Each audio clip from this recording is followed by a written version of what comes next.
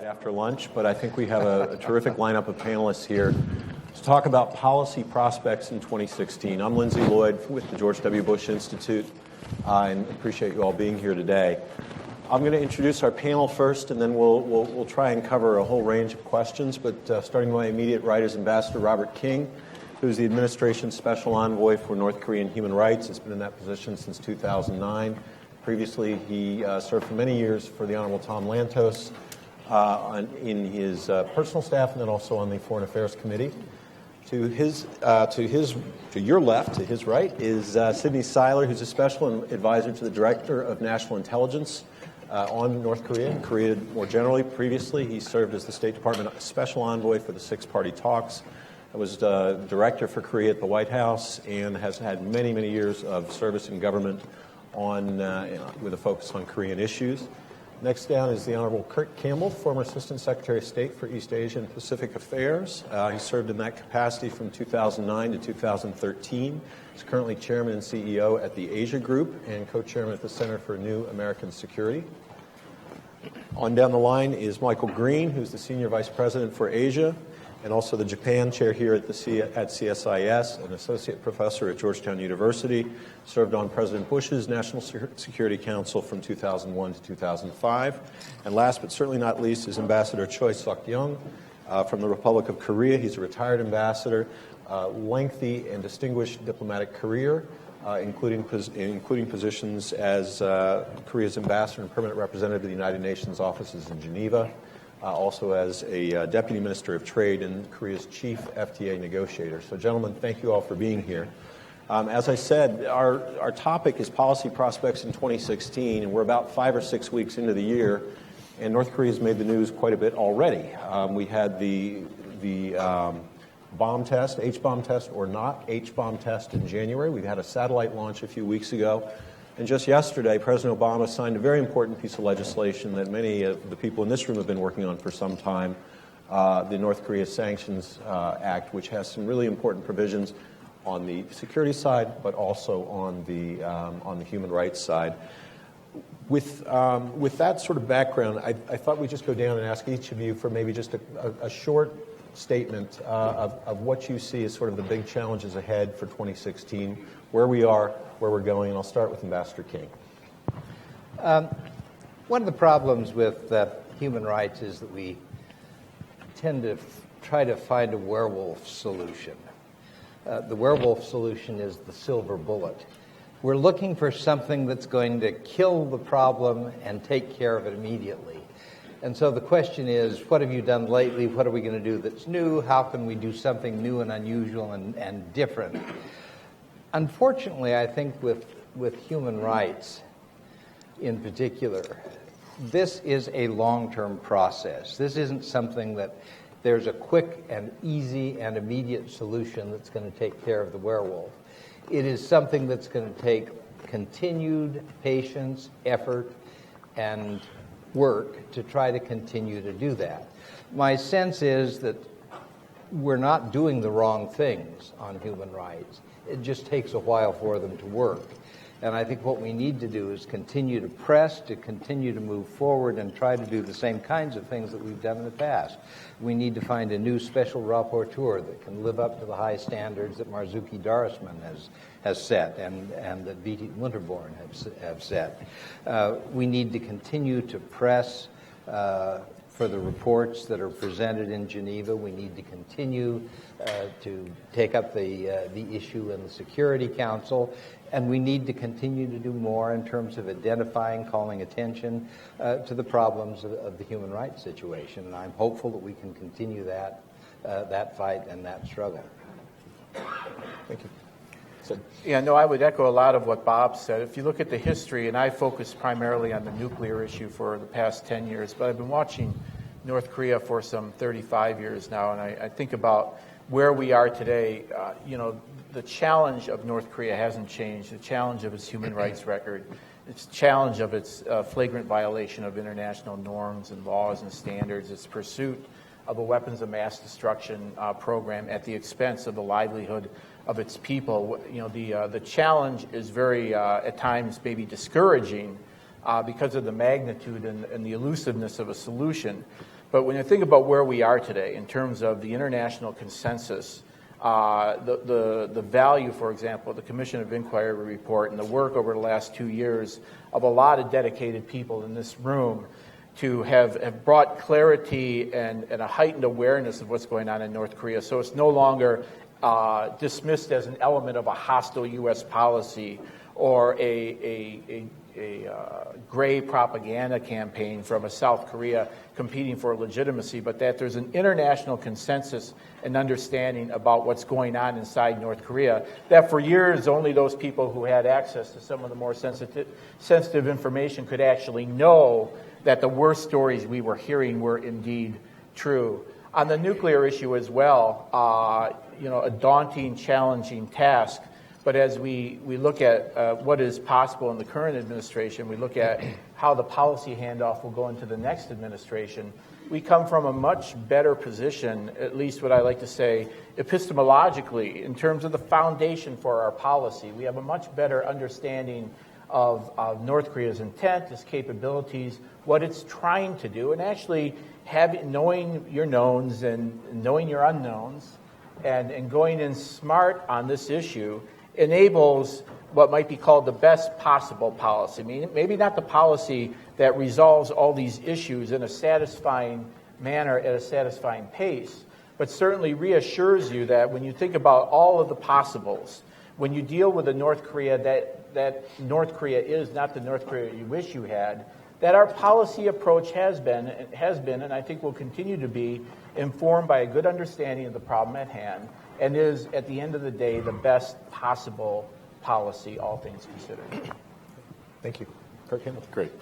First of all, let me just thank the Bush Center and CSIS for, again, holding these sessions, raising our awareness and making sure that they get the appropriate due in the formulation and execution of our policy and strategies in Asia. So what I would suggest, I like very much what we've heard just so far to date, but a couple of things for 2016. I realize that this is a period in which it's important to find distinctions in a political process between Republicans and Democrats, but as Americans, we have a tendency to overdo that, and we're probably in that period right now. I actually think, along the lines of what we've already heard, that there are some important developments that are taking place that suggest that there is a higher degree of shared perspective and purpose between Republicans and Democrats on Asia. They would never say it. We'd fight about it. We'd call each other names. But if you look behind the rhetoric, you actually see some agreement around several key principles that I think are going to animate American policy, not only in the remainder of this administration, but then subsequently, whoever wins the election, Republicans or Democrats. I think the first and most important element of that is a recognition that there are really no quick fixes. I'd never heard the werewolf phenomena, but it's interesting. I think there is a recognition that this is going to take a comprehensive set of policies, and we have to be relatively patient.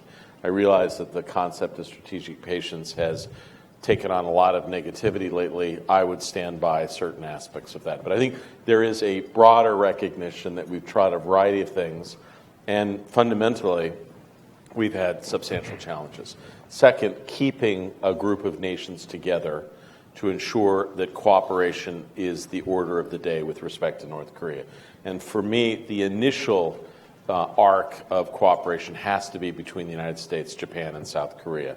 And what's been important is not only the statements of the two leaders, Madam Park and Prime Minister Abe, but North Korea has reminded the apparatus, the foreign policy national security apparatus in all three countries, why in fact we need to work together and partnership is important. So I believe that will continue on going forward. Third, look, I think what's already been pointed out, the sanctions that have been signed by the president yesterday are in fact much more biting than we've done before. And there is now a broader recognition, largely due to groups like this, that in fact there is much more that can and should be done to send a signal of disapproval to North Korea, and that part of that invariably and inevitably involves some Chinese firms. And as painful as that is, it's now a necessity. And we've got to send that message and make clear to North Korean interlocutors, but also China, that certain activities are deeply antithetical to our interests overall.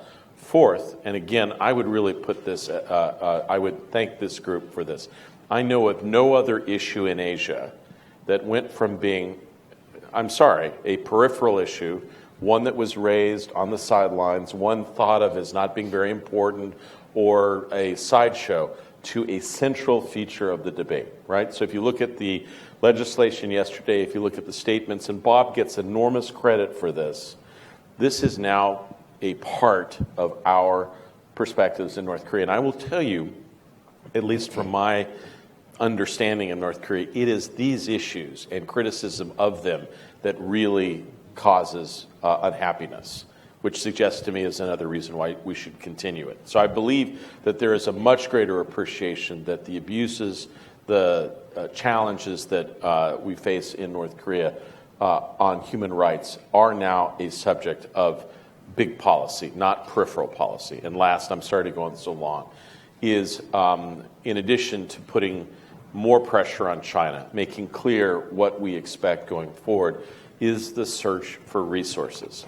When we look at helping with education, with support with North Korean refugees, when we look at trying to get information into the country, there is much more concerted effort to support these plans and policies than there was in the past. So for me, despite what looks to be an unforgiving terrain and a lack of progress, I think many times it's how you judge the problem, our ability to stay together, our ability to hopefully resist the worst aspects of North Korean provocation, and hopefully to erect at least some degree of understanding politically between Republicans and Democrats in the United States about what's going to be essential in Korea. I suggest that that sets the platform for a relatively productive 2016. Thank you. Michael Green. Well, I also, this panel was not supposed to be hagiography to Bob King, but I want to join the chorus of praise for Ambassador King and also for Amanda and the Bush Center and Carl Gershwin and Victor and others and the Commission of Inquiry who've kept this front and center and really made a difference. And I was just thinking about what this issue was like in 2001 when I first joined the NSC.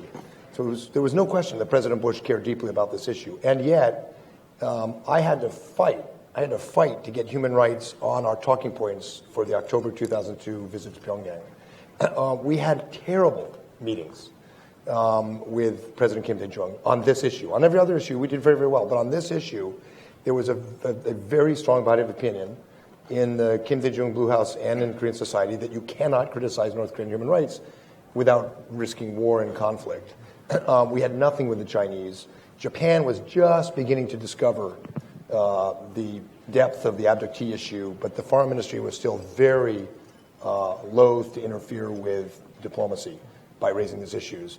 We are in a completely different place now, and that's very, very important. North Korea lives off of the seams and the splits and the divisions in international society, and we've knit those together well. So I think in 2016 and beyond, the challenge is how do we close those gaps where they now exist. I think one gap is still within politics and society in the Republic of Korea, where there is still, I think, a minority, but quite strong residual view that criticism of North Korean human rights is counterproductive to the security of the ROK and to democracy. And this is a legacy of the Cold War and the division of the peninsula that will not go away easily, but it's still there. And I always felt when I was working this issue that the divisions within Korea were our weakest, our center of our Clausewitzian center of gravity, and the area where we had the hardest problem. When Korea is unified internally on this, the international society naturally comes together. And I give credit to President Park Geun-hye and others in the National Assembly for beginning to knit up more consensus within the Republic of Korea. So that's one we have to work on. Another one we have to work on is Japan-Korea, where the Japanese concern about human rights driven by the abductee issue and the Korean concern, which should be a common front, has not been. And so there's work to be done there. China will be incredibly hard. I would defer to Ambassador King and to others on the panel, but I do not think we've made much progress with China on this issue. I don't think we'll make much progress with this China with this issue the way we talk about it. We talk about it the right way. I think the only way we make progress with China is in terms of pragmatic effects of the problem on China's own interests. And so we have to be smart and think about how to get progress there. And frankly, there has to be some pressure on Beijing, which gets back to the Japan-Korea link. Because in the US, Korea, and Japan start talking with one voice on these issues, it's very hard for Beijing to ignore that because of their own longer-term strategic interests. And then the last area I worry a little bit about, in spite of everything we've said about the progress and the consensus, is the United States itself. So we did a survey of elites at CSIS a year ago, and we did one a few years before that. And we asked about the future of norms and order in Asia. And we asked how important in the creation of an East Asian community and integration of Asia are a whole range of issues, from confidence building to economics and so forth. And when we asked about human rights, democracy, they scored very high in every country except China. In India and Indonesia, very high in Korea and Japan, very high. And even higher when we did the survey a year ago. But there was one big difference between 2009 and late 2014. When we asked American experts how important are human rights and democracy in our Asia policy, the number collapsed between 2009 and 2014, so that we were second only to Chinese respondents in putting weight on these. And that, to me, reflects something this panel can't fix, but a challenge over the next year or two, which is, and this happened after the Philippine insurrection, it happened after World War I, it happened after Vietnam. You know, we're in a post-Iraq phase. Our own democracy has its interesting challenges, where the American people and the American elite also have to be convinced how important this is. We all get it, but the body politic more broadly may not. It's a broader problem, but a real challenge, I think, in the year or two ahead. Thank you. Master Choi. Thank you. I also join others actually to thank the organizer of this event, which is very, very, very important. As an ambassador who served in Geneva, a Korea's ambassador in Geneva, between 2012 and 2015, when the historic COI report was agreed, and then Human Rights Council has adopted a very much important resolutions, which are followed by the UN General Assembly resolutions on North Korea's human rights. In fact, the finding of the facts of the gross and widespread and systematic violation of North Korean regime on human rights were identified, and the task before us is to implement the resolutions and then COI findings. The first thing is the accountability. The justice regimes or accountability mechanisms should be developed. But at the moment, in the real world, it's not easy because of the Security Council's the veto. Therefore, the plan B would be to support the activities of the United Nations, the OHCHR's Seoul office, and also the Special Rapporteur on North Korea human rights should be supported individual by individual country basis and also the collective basis in international community. I think the U.S. congressional actions on North Korea's human rights violations would be a very important step forward. If we see the category of the victims of North Korea's human rights violation, is number one is the people who are trapped inside of North Korea, and the people who are fleeing North Korea. And the third category is the people who are outside of North Korea but still suffering from the North Korea's human rights violations. And the international community should handle all these issues in holistic manners. There are 9 types of violation identified by COI, but we have to handle all these different types of violations all at once. And the second issue is, which I also discussed by others in the previous sessions, that we have to get all this information known to the people inside of North Korea. But how is a good question. We have to invent, we have to explore all innovative ways how we can deliver the messages inside of North Korea. Because the people who are inside of North Korea do not know how the international community would see the violation of North Korea's human rights, and then how the international communities are working together in this context. And the last point is related to the question raised in the previous session, how Kim Jong-un would see the COI findings and then the work of international community. In my experience as an ambassador in Geneva, North Korea was so much annoyed by the COI report because North Korea's foreign minister has never been to the Human Rights Council meeting beforehand, and also in Human Rights Commission beforehand. But Lee Soo-young came up March 2014, and then he delivered a speech. The speech was not so much important, but he simply propagated that North Korea is a paradise for protecting human rights in full context. But it's quite interesting. But Lee Soo-young is also supposed to come to Geneva again in 2 weeks' time, in the beginning of the Human Rights Council meeting. And we have also found that North Korean Foreign Ministry had deployed all their diplomatic démarches to explain that North Korea is protecting human rights to the maximum extent to other countries.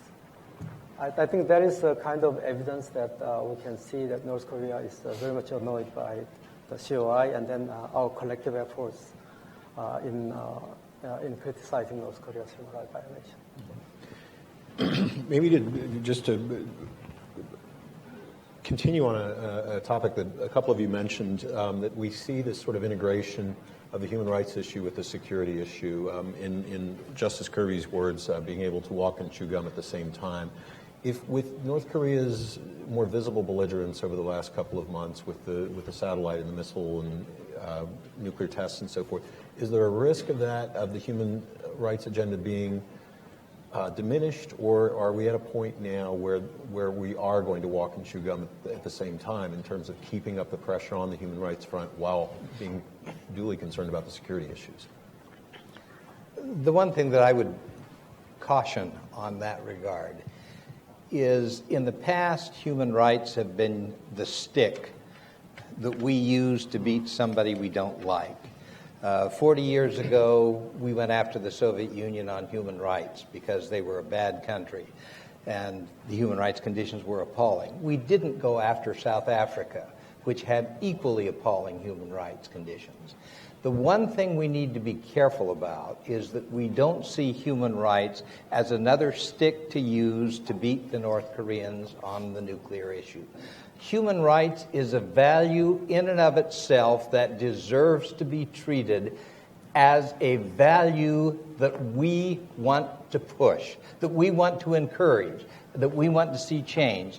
And if we start going after North Korea on human rights grounds because of what they're doing in the nuclear area, we are not going to produce the kind of change over the long run that ultimately will do what has happened in a lot of other countries that have moved in the other direction. So my concern with, yes, there's a connection between countries that create serious problems for us in the nuclear area and other areas that are security-related issues, because those are the same kind of countries that also have human rights problems. But we need to be very careful about keeping those separate. One of the things that we are trying to do, and there's been some discussion about this, the presidential order issued a year ago, the executive order on sanctions, indicating that human rights was the grounds on which sanctions could be imposed against North Korea.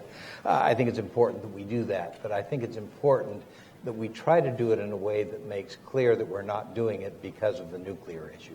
The North Koreans should not get the message that we're only criticizing them because of their nuclear concerns.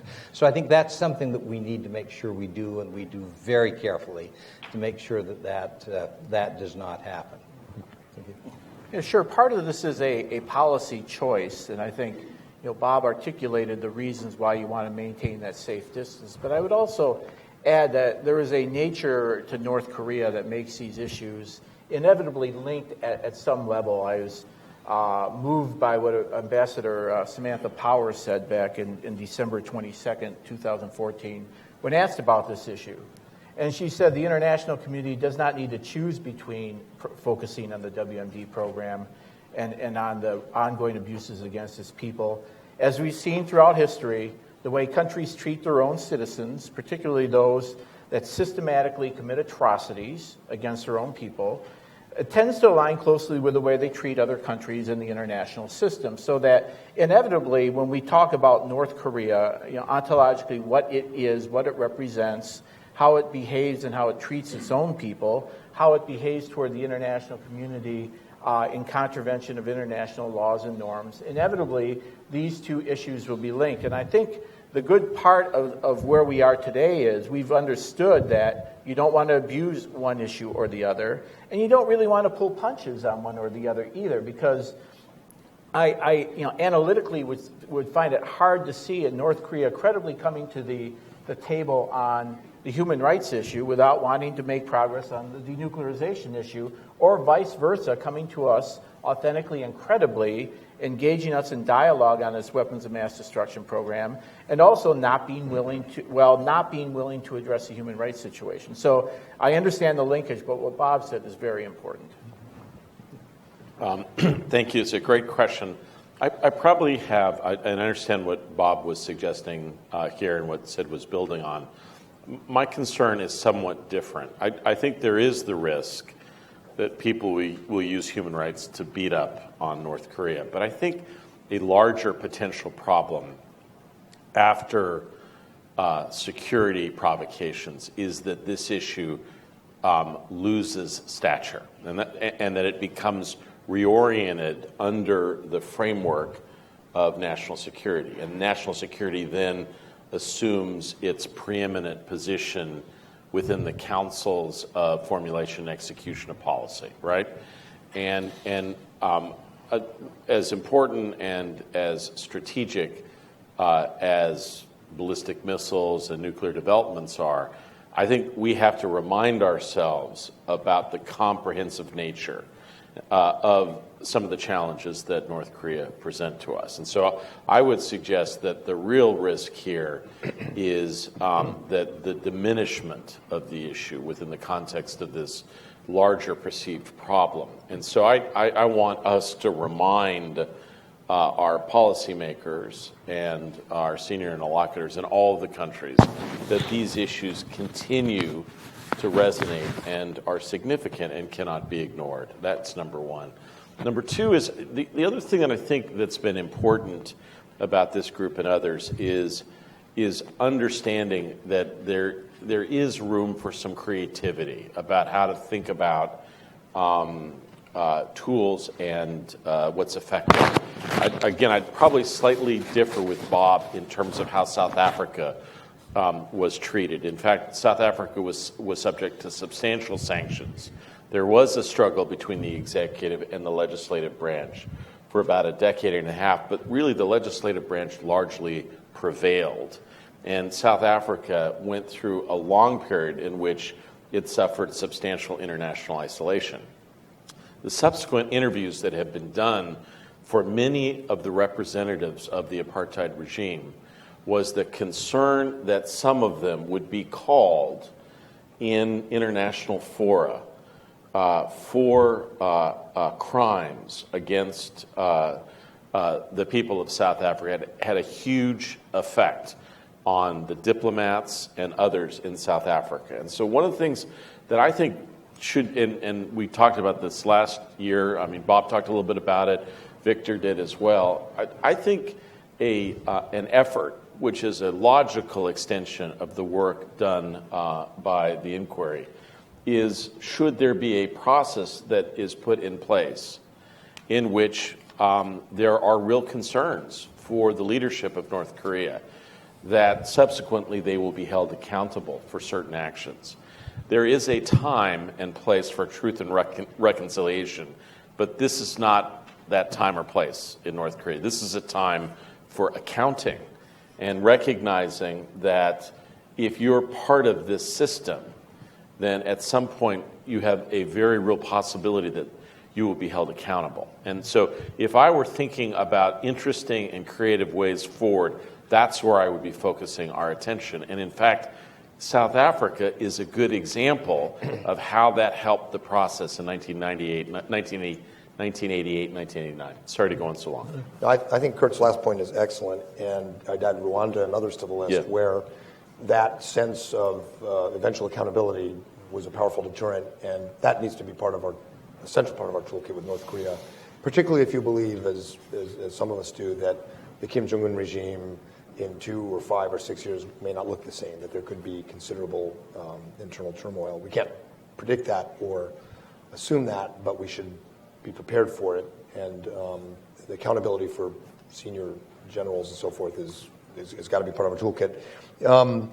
I think we need to be extremely careful not to appear engaging in gratuitous human rights assaults in North Korea, but I think it's essential that negotiators, policymakers understand exactly the nature of this regime. And I've been in enough negotiations with the North Koreans on the nuclear side to have seen the dangers when negotiators put a wall in their head and ignore the nature of the regime in pursuit of a negotiated outcome. So I think it can't be delinked as it says. But we do have to be careful not to appear gratuitous or not committed to this as a human rights issue in itself, as Bob said. Conceptually, I am no longer in a place where I think our goal in the near to midterm should be to change the North Korean calculation, either on nuclear or human rights. I think it's too late for that, with the regime we now have. I don't see sanctions as a way to get the North Koreans back to the table. I personally don't see the sanctions in human rights as a way to get the North Koreans to change their policy, because I don't think that's going to happen under Kim Jong-un in the near to midterm. For the near to midterm, I think the goal should be to protect ourselves against the damage this regime can do on the nuclear side. So sanctions that interdict, slow down, constrict the North Korean ability to obtain cash, chemical precursors, and so forth for the nuclear materials and missiles, that make it harder for them to proliferate, that's what we should do, protect ourselves. And I think we should have a similar approach in the near term on human rights. We should use sanctions, and our policy should aim at protecting North Koreans. We're doing that to some extent, but I think that's where the focus should be, whether it's at North Koreans outside, as the ambassador said, or to the extent we can, North Koreans inside. We can't divorce the nature of the regime from nuclear or the illegal and illicit activities, but we do have to be very clear in our head what we're trying to achieve strategically in the near versus longer term. Yeah. The North Korea's provocation on WMD and then human rights violations, two different issues, but they are interlinked each other. But the international community can pursue actually criticizing or addressing those two issues in separate ways and independently. We can and we must continue to drumbeat the North Korea and the human rights violations. Let's maybe switch gears a little bit and talk about China. We've heard a lot about it this morning. Justice Kirby said, "Don't give up on China" earlier today. The Economist last week talked about how the U.S. and China are drifting further apart in terms of their views on North Korea. The sanctions bill moves, in some cases, from discretionary to mandatory sanctions, which are likely to affect Chinese companies in particular. Is there any indication that China's patience with Pyongyang is wearing thin, that China has any notion of changing its mind or changing its tactics towards North Korea? We have the tensions in the South China Sea. Does that add to this already complex situation? Everybody agrees that China is sort of the key to solving this problem, or one of the keys. How do you see things? The relationship between China and North Korea is a troubled one. It's fairly obvious when the North Koreans fired their missile test. At the same time, their North Korea special envoy was in Pyongyang. Chinese said that they were not notified in advance of the nuclear test. This does not suggest a warm, close relationship. On the other hand, North Korea is heavily dependent on China. The Chinese, in spite of their frustrations with North Korea, are not very anxious to see problems and difficulties. My sense is that we still have a great deal in common with China in terms of dealing with North Korea. And there are a lot of other issues where the relationship with China has become much more problematic. So I'd say, all things considered, North Korea is probably one of the better issues in U.S.-China relations, but that doesn't mean that we've made a great deal of progress in terms of dealing with it. It's clear that China is extremely important in terms of any kind of sanctions that are being imposed on North Korea. The Chinese are anxious not to see themselves sanctioned, but the Chinese tend to be fairly responsive.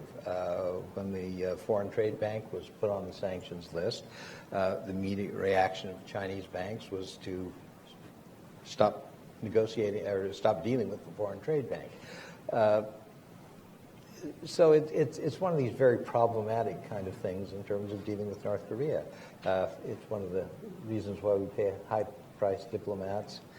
I don't deal with the China issues, so I'm not in that category, to try to resolve these issues and to work with them.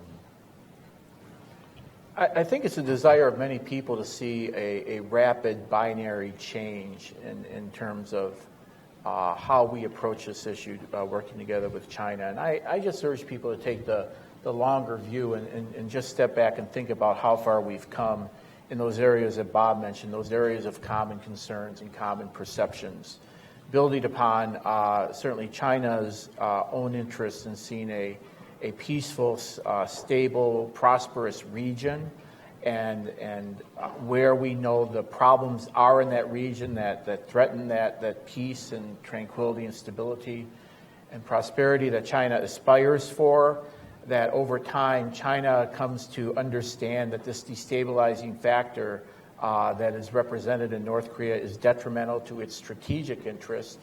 And you look just, at the very simple trend in ROK China relations, when you consider the number of times the two leaders, Xi Jinping and Park Geun-hye, have met compared to the absence of any meeting between Xi and Kim Jong-un. We know where this is headed in the long term. It's headed in the direction of good, even if sometimes tactically people don't feel particularly satisfied with the pace at which the cooperation concretely manifests itself.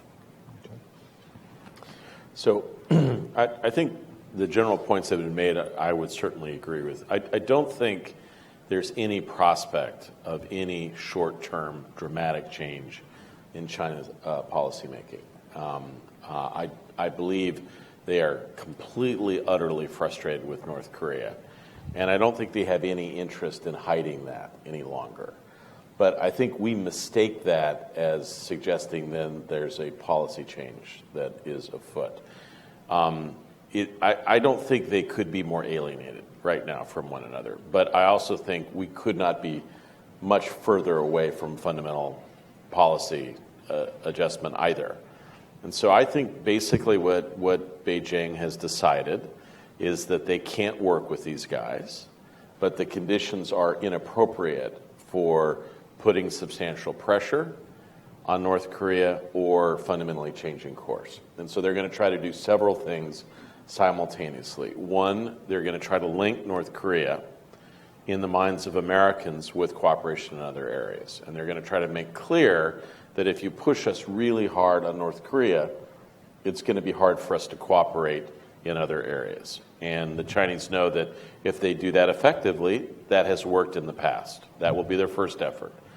Their second effort is to do what they can to create more leverage over North Korea and to use it carefully at times, hopefully out of the sight of others, but making clear to Pyongyang that they do have the ability to put pressure on them if necessary. Third, and by an order of magnitude much more important, improve relations with South Korea. And they now know fundamentally that they have the wrong Korea and that they're moving in the direction of correcting that. And so what they want is over the next 5 or so years to improve and change the relations so much so that the dominant axis of discussion, if there is a change, a strategic change on the Korean Peninsula, is not between the United States and China, not between the United States and South Korea, not between Japan, the United States, and South Korea, but between South Korea and China.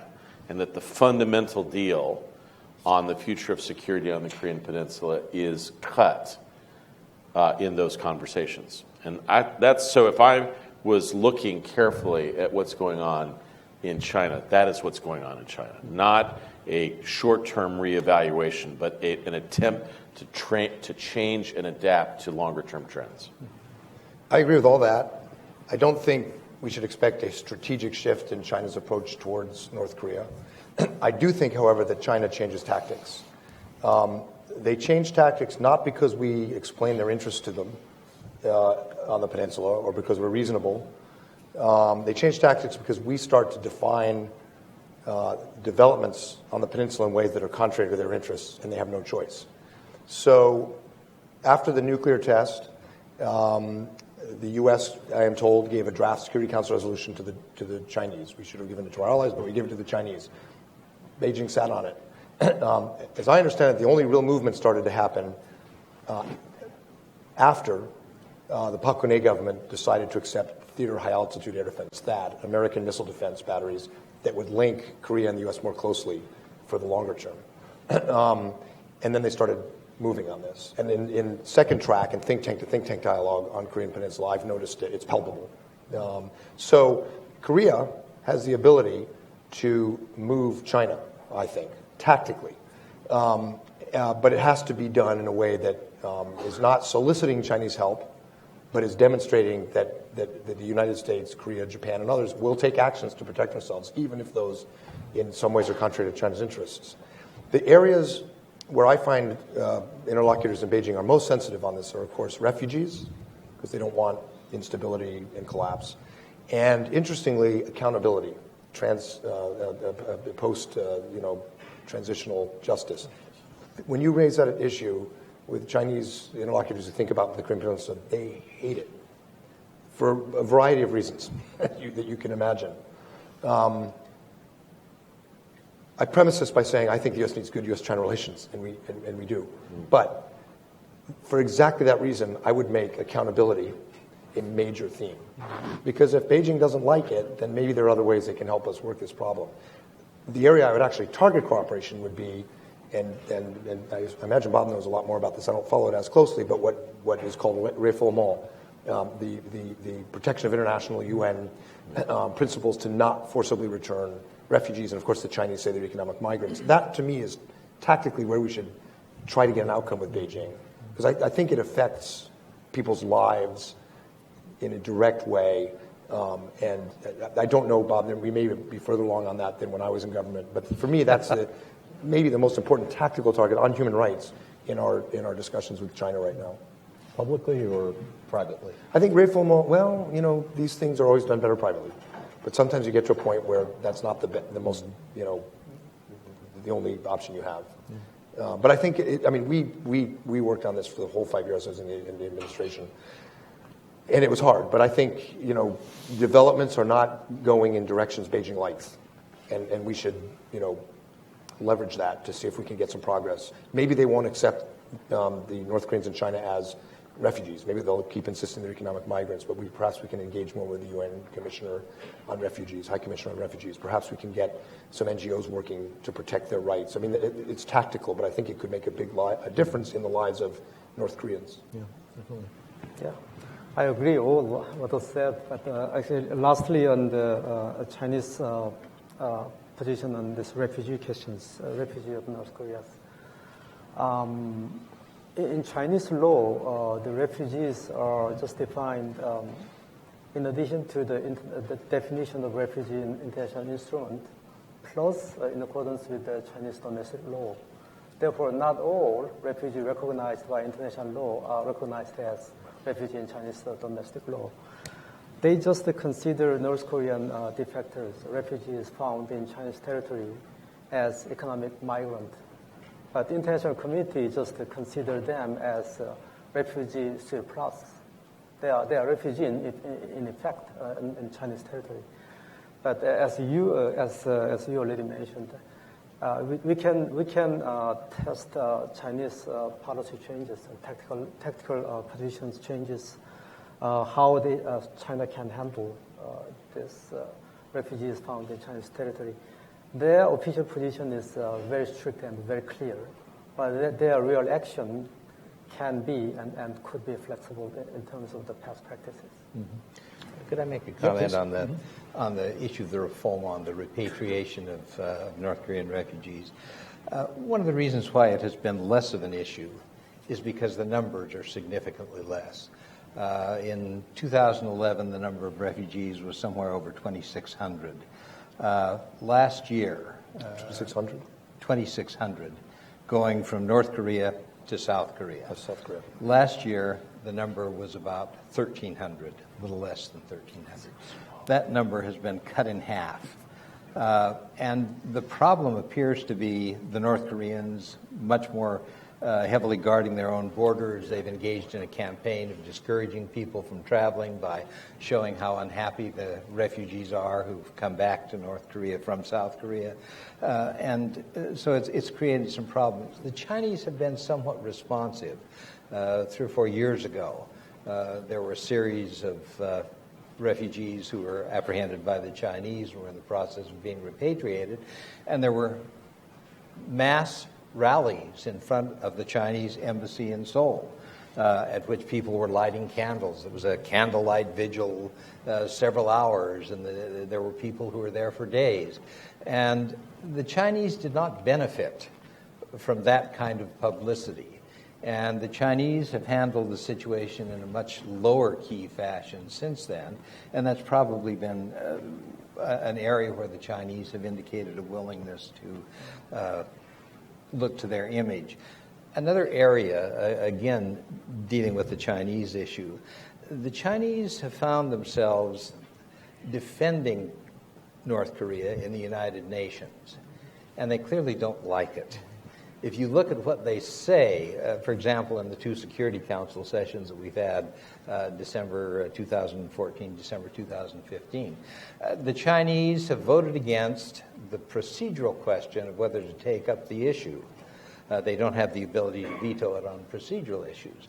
But when they have debated the issue, and every member of the Security Council speaks, the Chinese have very carefully said, we think it's not the right procedural thing to do to raise an issue like this, but not once did the Chinese or the Russians or any other member of the Security Council defend North Korea on its human rights record.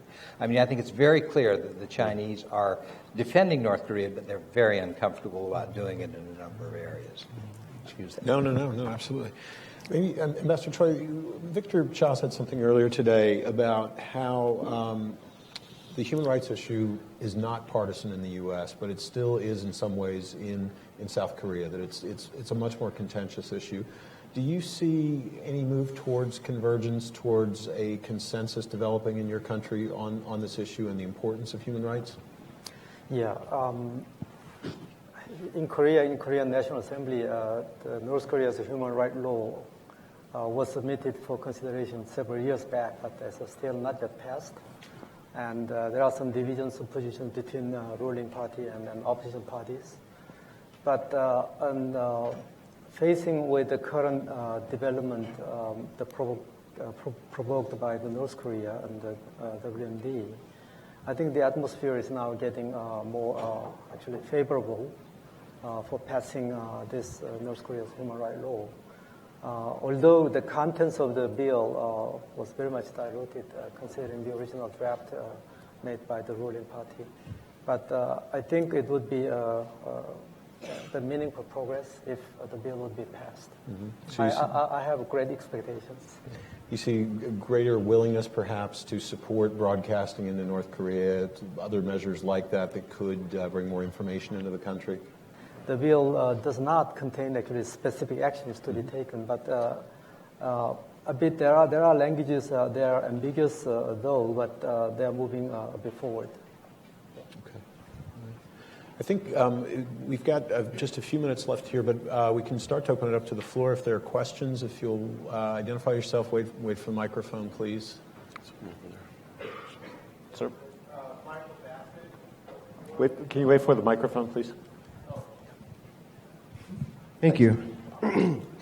First, I'd like to thank you all for being here with us today, and I applaud your concern for oppressed Korean people. It seems as if the more we pressure the North Korean regime, the more it hurts average North Korean people, and the more the regime acts out. It is right to demand accountability of North Korea or any government that oppresses its people in such a way. But given that the fact that North Korea behaves as an anarchist state at the international level of analysis, how can we incorporate approaches that won't result in average North Korean people suffering collateral damage from our approaches? Okay. Thank you. Mr. King, you want to take a stab at that? I don't think we've seen any indication that the North Koreans are responding to their own people or in how they treat their own people. If we did absolutely nothing in the United Nations, the population of North Korea would still be subject to limitations on access to information, to the kind of repression and brutality that system creates. I think there's no indication whatsoever that our efforts are counterproductive in terms of that. Doesn't mean that the people are well treated. They are poorly treated, and we need to do everything we can to improve the way they're treated. Okay, thank you. Can I Yes, please. quick on that? As I mentioned earlier, that we need to make greater efforts to get information into North Korea about the international community's concerns about the human rights condition there, because the North Korean people do not know. But I would actually add that, having spent a number of years where my sole job was to read and analyze North Korea media, Nodong Shinmun, the Party Daily, Minju Chosun, the Government Daily, etc., not to mention Central Radio and Central Television. Every article in Nodong Shinmun, for example, that talks about the human rights ruckus or the human rights racket led by the United States and supported by like-minded countries reminds the North Korean people that the human rights situation in North Korea has international attention. And as you look back on history and you look at how information penetrated closed states and the efforts that we did make in terms of broadcast and information, and people later saying, this gave us comfort. We suffered. It didn't mean we were beaten any less. It didn't mean we were treated any more humanely. But we drew hope and we drew comfort from knowing the outside world was aware and concerned. So I would argue that probably a large number of North Koreans are aware of the international focus, even if not in great detail, and that makes a difference. And as Bob mentioned, indeed, the pressure that we've been putting on North Korea has not been resulting in a deterioration of the conditions for the people, but actually appears to be at least giving that sense of hope, which is, when you look at what you can do at any time, this is not a bad place to start. Can I add real quickly also, at the moment or the window of greatest engagement and openness to the DPRK between the agreed framework and, say, 2002 or so, to the extent we could measure human rights, we knew that during that period illicit activities increased and the number of Yodok of prison camps grew because we could see them from satellites. So I'm not saying that's because of the agreed framework. It wasn't. I'm just saying if you're looking for a correlation, ironically, it's the other way around. So I think these exist in different lanes. Okay. Yes, sir. If you would also, if you'd like to ask, this gentleman here has the microphone. If you want to direct your question to someone in particular, please make that known. Jay Ru is my name. I represent One Korea Foundation. This panel is titled the Policy Prospects in 2016. And I think it's a well-timed panel because one can see that there is a real recognition all around that American policy toward Korea and human rights and others need a sort of new and creative approach now, rethinking, taking stock of where we have been and where we go from here. Now, we were at the House subcommittee hearing headed by Congressman Salmon. Dr. Cha was one of the ones testified there. And they're bipartisan, Republicans and Democrats alike, all recognize that American policy toward Korea, whether it's human rights or nuclear weapon issue, has not succeeded. We now need something new, and what could that be is the question in the air. And I sense the same thing here. And Secretary Campbell pointed out 4 principles, but I'd like to add something, couple more to it, because I think of you not as just a panelist who observe and present your thoughts about issues, but also as someone who can influence the shaping of the policy itself. I'd like to propose that the panelists think about and respond to this American foreign policy toward Korea. And as we have seen, although this is on human rights, we can see that it's all related to security, it's related to all other things. Take Korean unification as the ultimate goal for U.S. policy toward Korea. That's the only solution to human rights issue.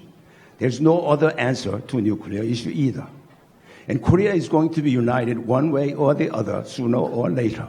And America should be on the side that worked consistently for Korean unification. Because Korea's interests and American interests in East Asia collide together. Korea has an interest, and Korea does not want hegemonic power to rise in East Asia. Whenever China was united and strong, whenever Japan was united and strong, they harassed us, invaded us, massacred us. Thank you. Whenever they were divided, respond, please. That's the same interest America has. America doesn't want hegemonic power in East Asia, and we do the same. And American foreign policy... Let's get an answer to your question. Yes. I thought that was a very powerful intervention. And I would say, again, one of the achievements of this group and others over the course of the last several years, I think in the past, in certain groups inside our country and our government, there was some ambivalence about a policy of unification. And I think some of that was based on security concerns and worries here and there. I believe that is almost completely eliminated now, and that there is a very broad consensus that unification is the only outcome. And the only thing I would say, sir, to a great presentation, when you say one way or the other, it's going to be one way. There's going to be one victor in this. There's not. Cha. Yeah, the Victor Cha Empire. Yeah, so just think how many conferences we're going to have to go to. Oh my God! So just hope there's food. I think very clearly the writing is on the wall. I thought maybe 25 years ago there was a real prospect and concern of a different kind of model of unification. That's not going to happen, and we all know that. And I think North Korea knows that as well. I would say. The other thing that I think has happened, and this has been a project that Victor and Mike and CSIS and others have been involved in, and this is really it's almost an existential project in which there is now a broad recognition that there is one Korea. There's one Korea. And that rhetoric which has been prevalent in the Madam Park's government and in some of the discussions that we have about Korea is deeply significant. And I would like to see us discussing the concept of one Korea more. And I would simply say, if you're looking for a model of how to do that effectively, look at China over 30 years, making sure that everyone who needs to deal with them has to accept certain principles. And if you don't, you're hurting the feelings of the Chinese people. I think the Korean people have every right to have their feelings hurt by nations that are taking steps to keep Korea divided and not united. And that should be a more prevalent part of their foreign policy, not just with the United States, but with China, Japan, and domestically as well. Thanks. Yes, sir. Thanks. Chris Nelson, the Nelson Report. Thanks so much.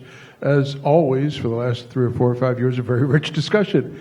My God, how many of these have we all participated in?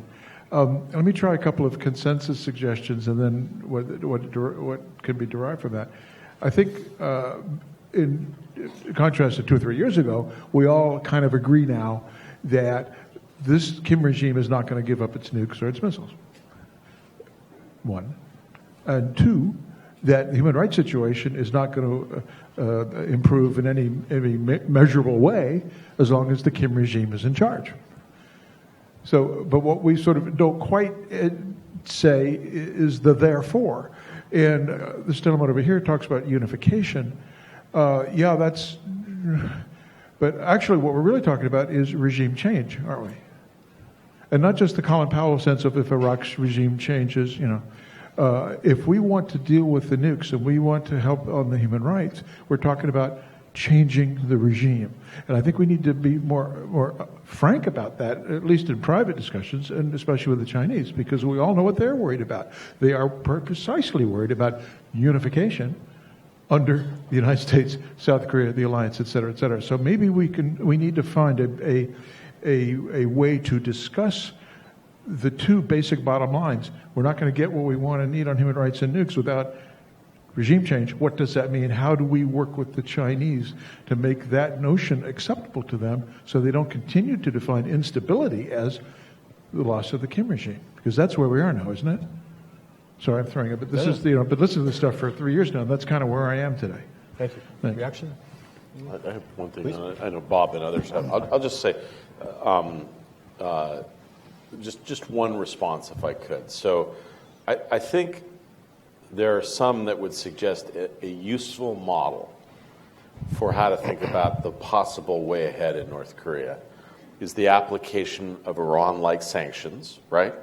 Dial up the pressure to then drag them back to the negotiating table and that the deal that was cut in with Iran somehow has potential modeling implications for the Korean Peninsula. And personally, I would be worried about that because I think some of the challenges of the Iranian deal is, yes, it has taken a narrow aspect, an important aspect of Iranian policy and curtailed it for a period of time.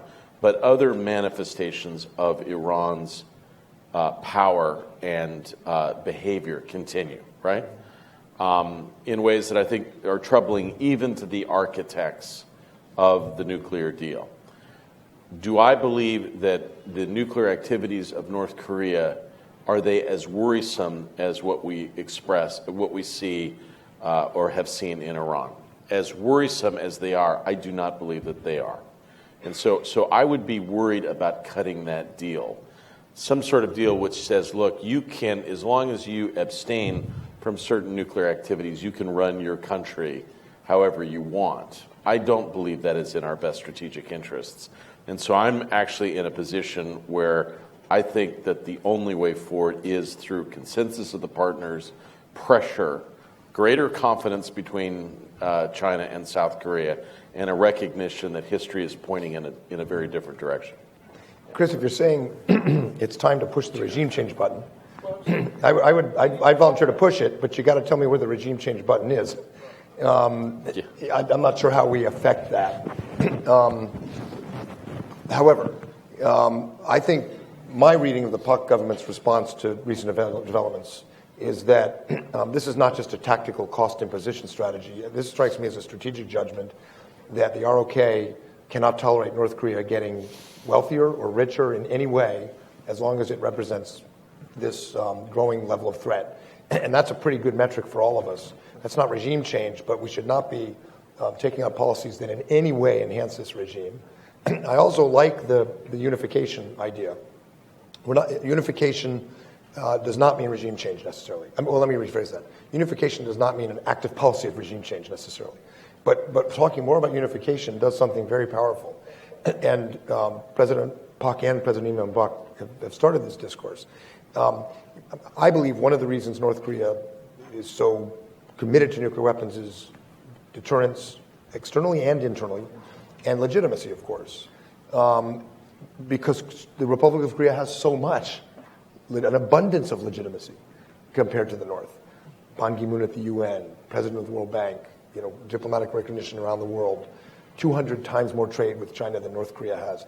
The North Koreans are very sensitive to that, and I think that unification, the way Kurt's talking about it, that's a cost imposition. That will suck the legitimacy out of this regime and impose a cost for what they're doing. If more and more countries talk about unification, with the implicit assumption being under the Republic of Korea. It's not pushing for regime change policy, that's different, but it's more about legitimacy. And I think it is a cost imposition strategy for what Kim Jong-un is doing that could have some effect.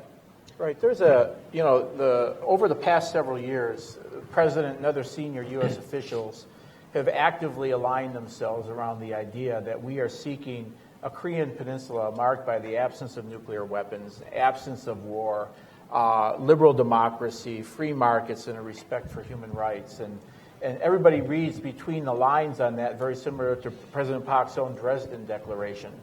Everybody is cognizant of the resolution of many of these issues comes when that day arrives. But the credible path toward that is a focus on those values and those outcomes as the emphasis, exit ramps for the regime today, on the chance that they might make the strategically correct decision to take a path different than what they've demonstrated today.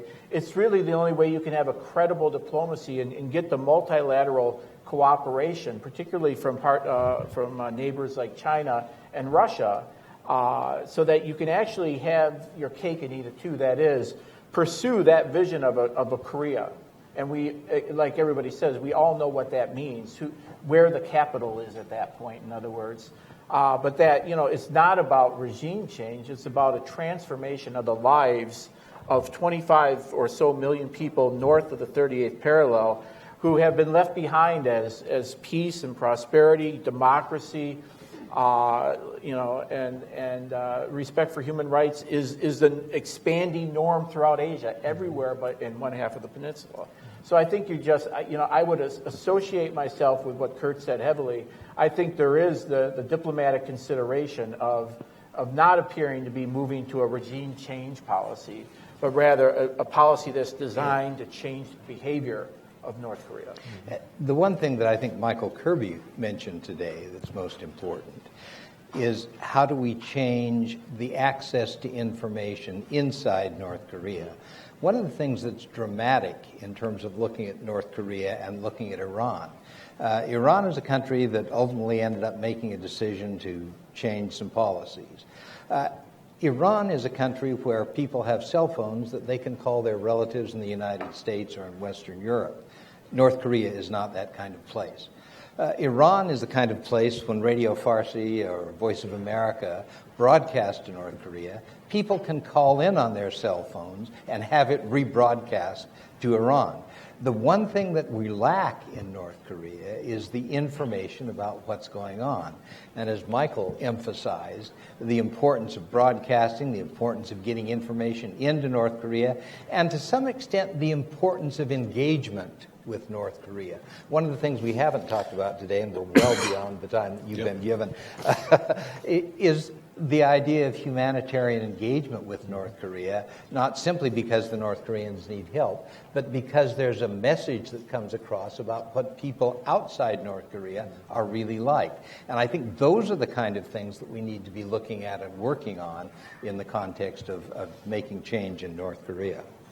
Thank you. Well, unfortunately, we are out of time for this panel. I want to thank this distinguished group up here. We could probably talk for about another hour or so on this, but appreciate it. Please join me in thanking our panelists. So well. Thank you so much. Well done. I think we have a great group here to talk about some of the research, and as I said earlier, Suzanne Schulte will be chairing this. But in the spirit of new research, we also wanted to show you a project at CSIS, appropriate given the conversation in the last panel about unification, a new project that CSIS is working on with regard to unification. And we're going to just show you a brief promotional video for it, and then we're going to turn to Suzanne to begin our next panel. So if we could, as they say, roll the tape. The divided Korean peninsula remains one of the largest sources of uncertainty and potential conflict in an otherwise prosperous and growing Asia. unification of Korea will be one of the biggest challenges to the geopolitical landscape. Yet, unification is seen by the world as a dark tunnel because of its many unknown costs, potential dangers, and uncertainties. Opacity among regional powers creates confusion. Misunderstanding the sources of instability impedes smart planning, and false assumptions could cause strategic blunders, which cost thousands of lives. But CSIS believes the potential for growth, prosperity, and peace of a united Korea is immense. How can we maximize the positive social, humanitarian, and economic returns of unification? How does the world avoid future conflict and prepare for a unified Korea? Beyond Parallel is a unique, unprecedented, and comprehensive resource for bringing transparency to the many challenges and opportunities associated with Korean unification. Beyond Parallel investigates the broader implications of unification, but also dives deep into the specific issues that Korea and the world faces. What does a unified Korea mean for regional alliances and the global economy? And what would an integrated Korean society look like? What will happen to natural resources and nuclear materials? How will transportation networks and military forces be restructured? Critical issues are explored through expert analysis, satellite imagery, infrastructure mapping, and cutting-edge methods of data collection. Join us as we reach forward to bring transparency and understanding to Korean unification. Visit us at beyondparallel.csis.org. So that is a project we're working on. It's coming to a theater near you in the spring, early summer. Now I'll turn it over to Suzanne Schulte for our next panel. Thank you, Suzanne. Thank you, Victor.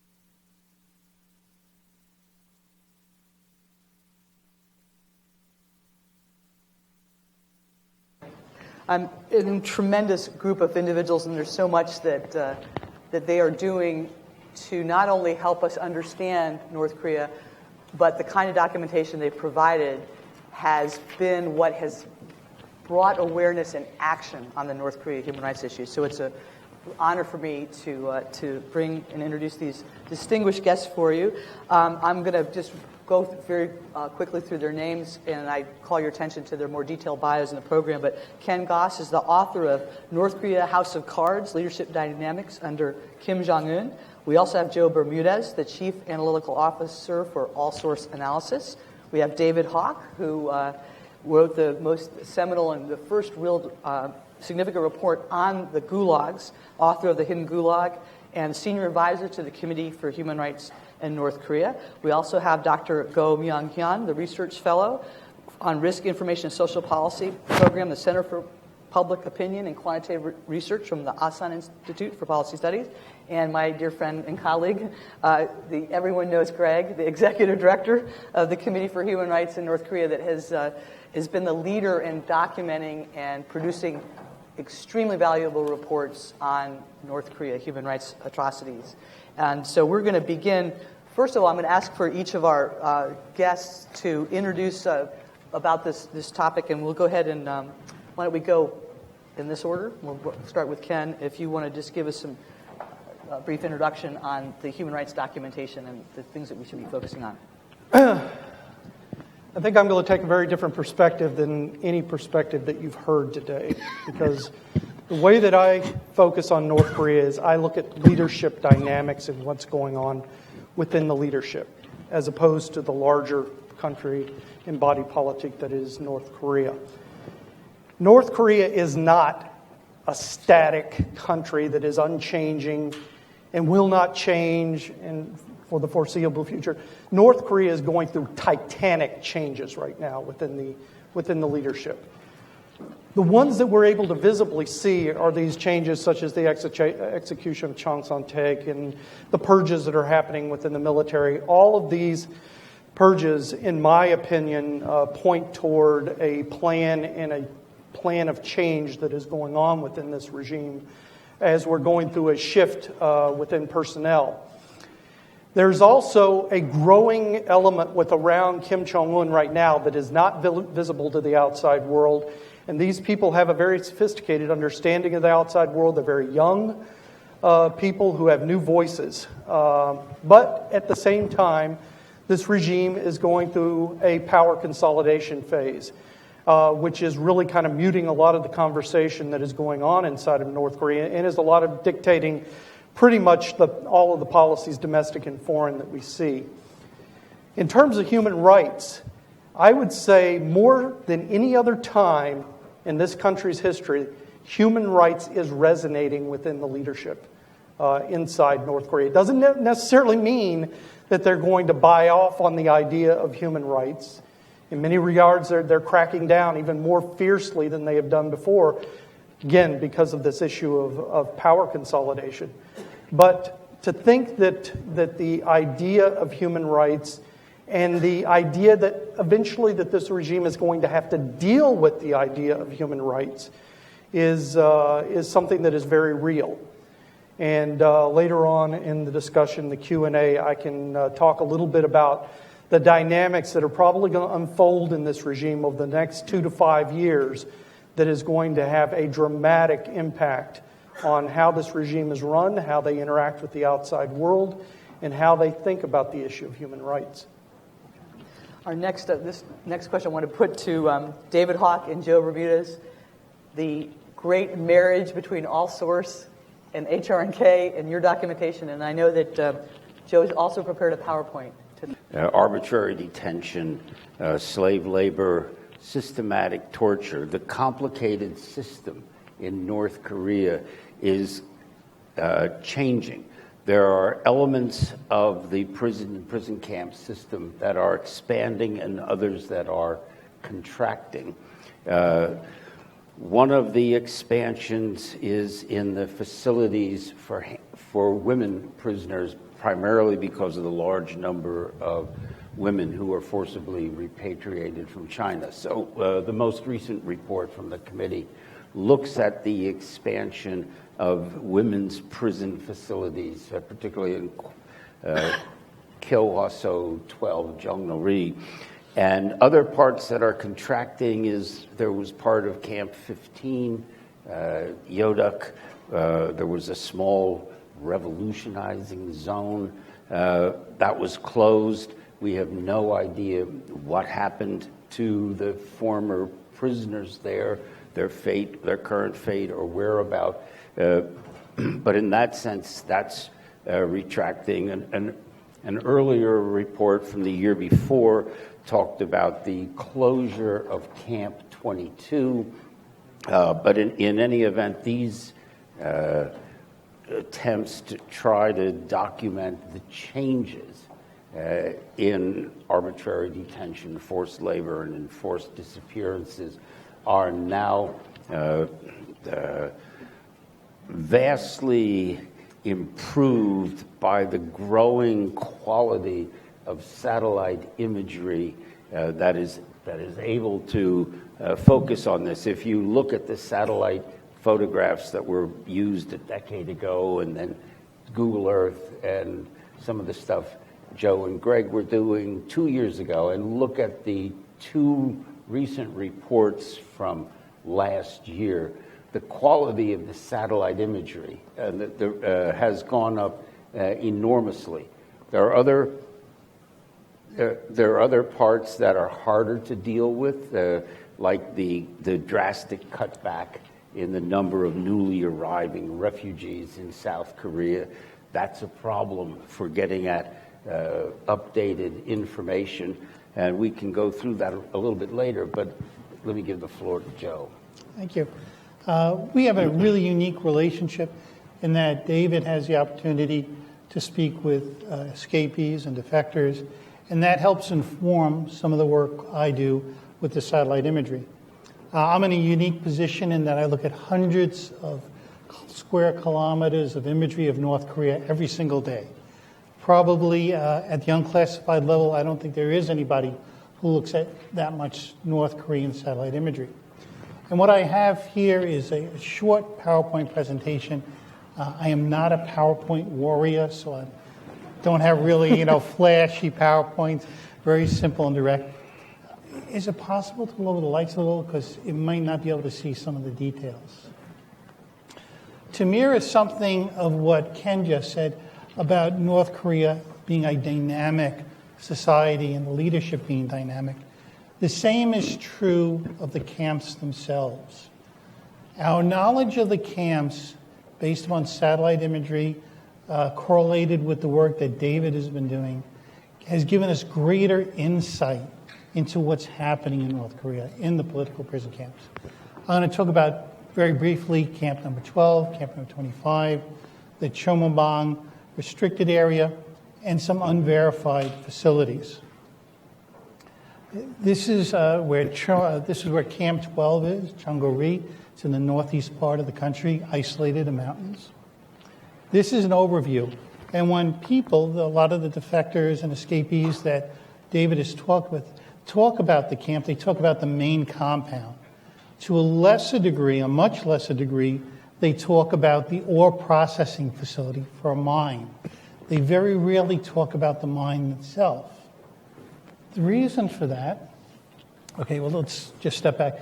This is the camp before the expansion of the women's compound. And you'll see on the bottom, you see the walled compound outlined in green. And then here, we see the women's addition here.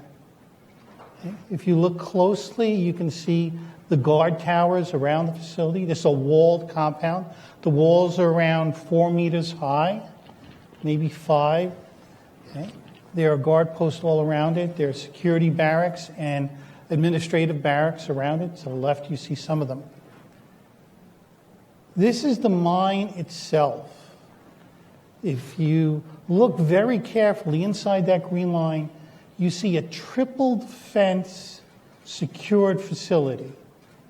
You don't put a secure facility inside a secure facility unless you have something very valuable to protect or something very important to you that you want to prevent from leaving. This mine, which is a copper mine, is not that valuable. So that leaves you to the assumption and the conclusion that there are people in this building that are of high priority for the government not to escape. There are 2 guard posts highlighted in red around a very small structure. And this is it's partially a living structure, and we know that by certain signatures, certain features of the building when we compare to other features in other camps. Okay. We're going to look at Camp 25 outside of Chongjin. Using historic declassified satellite imagery, we have been able to identify that the camp was present in early 1970 and has been in operation since then. Understanding the lifespan of these type facilities helps us when we ultimately have the opportunity to bring people to justice. It also helps us verify what escapees and detainees say.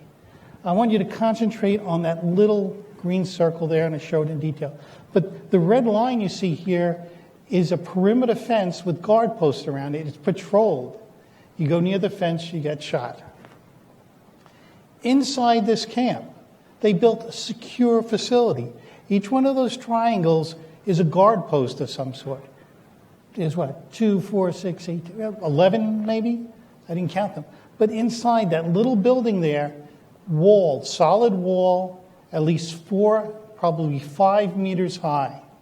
Why would you do this? There's a reason for that also. Something is being held there, and we make the assumption that it's prisoners. It's not for military purposes. It doesn't match military signatures. It doesn't match ammunition storage, and you normally wouldn't store ammunition inside of a prison facility either. The way it's configured, it looks like it's a secure facility for housing high-value prisoners. This was constructed in 2010. The camps are living things, and they are changing. We're going to look at the Chomobang restricted area on the west coast. Okay. The camp itself was built in 2006, 2007. Okay. But inside it, a new high security facility was added in 2014, 2015. Okay. Once again, that's all fenced, and there are guard posts all around the outer perimeter. Looking at the inner perimeter, we see, count how many guard posts there. Once again, this is of extreme value to the North Korean regime. We're going to zoom in on the two smaller areas of these 2 facilities. Okay. Once again, you can see that line coming down the left-hand side of the image, triple fenced. You just don't do that for anything, especially in North Korea. Once again, see the red boxes there. There are 3 guard posts. We're talking about maybe a football and a half wide, football field and a half wide, maximum. Okay. Here's the right side of that, and there's another secure facility attached to the secure facility within the secure prison camp. Okay. And this was built recently. Okay. We've identified a number of unreported facilities that appear to be colossal, smaller detention facilities around North Korea. And we're in the process of developing reports and understanding about them. Here's one, okay, Pyongyang-bukdo, which is north of Pyongyang. And you can see the walled compound there on the right side. Okay, here's a much smaller one over on the East Coast.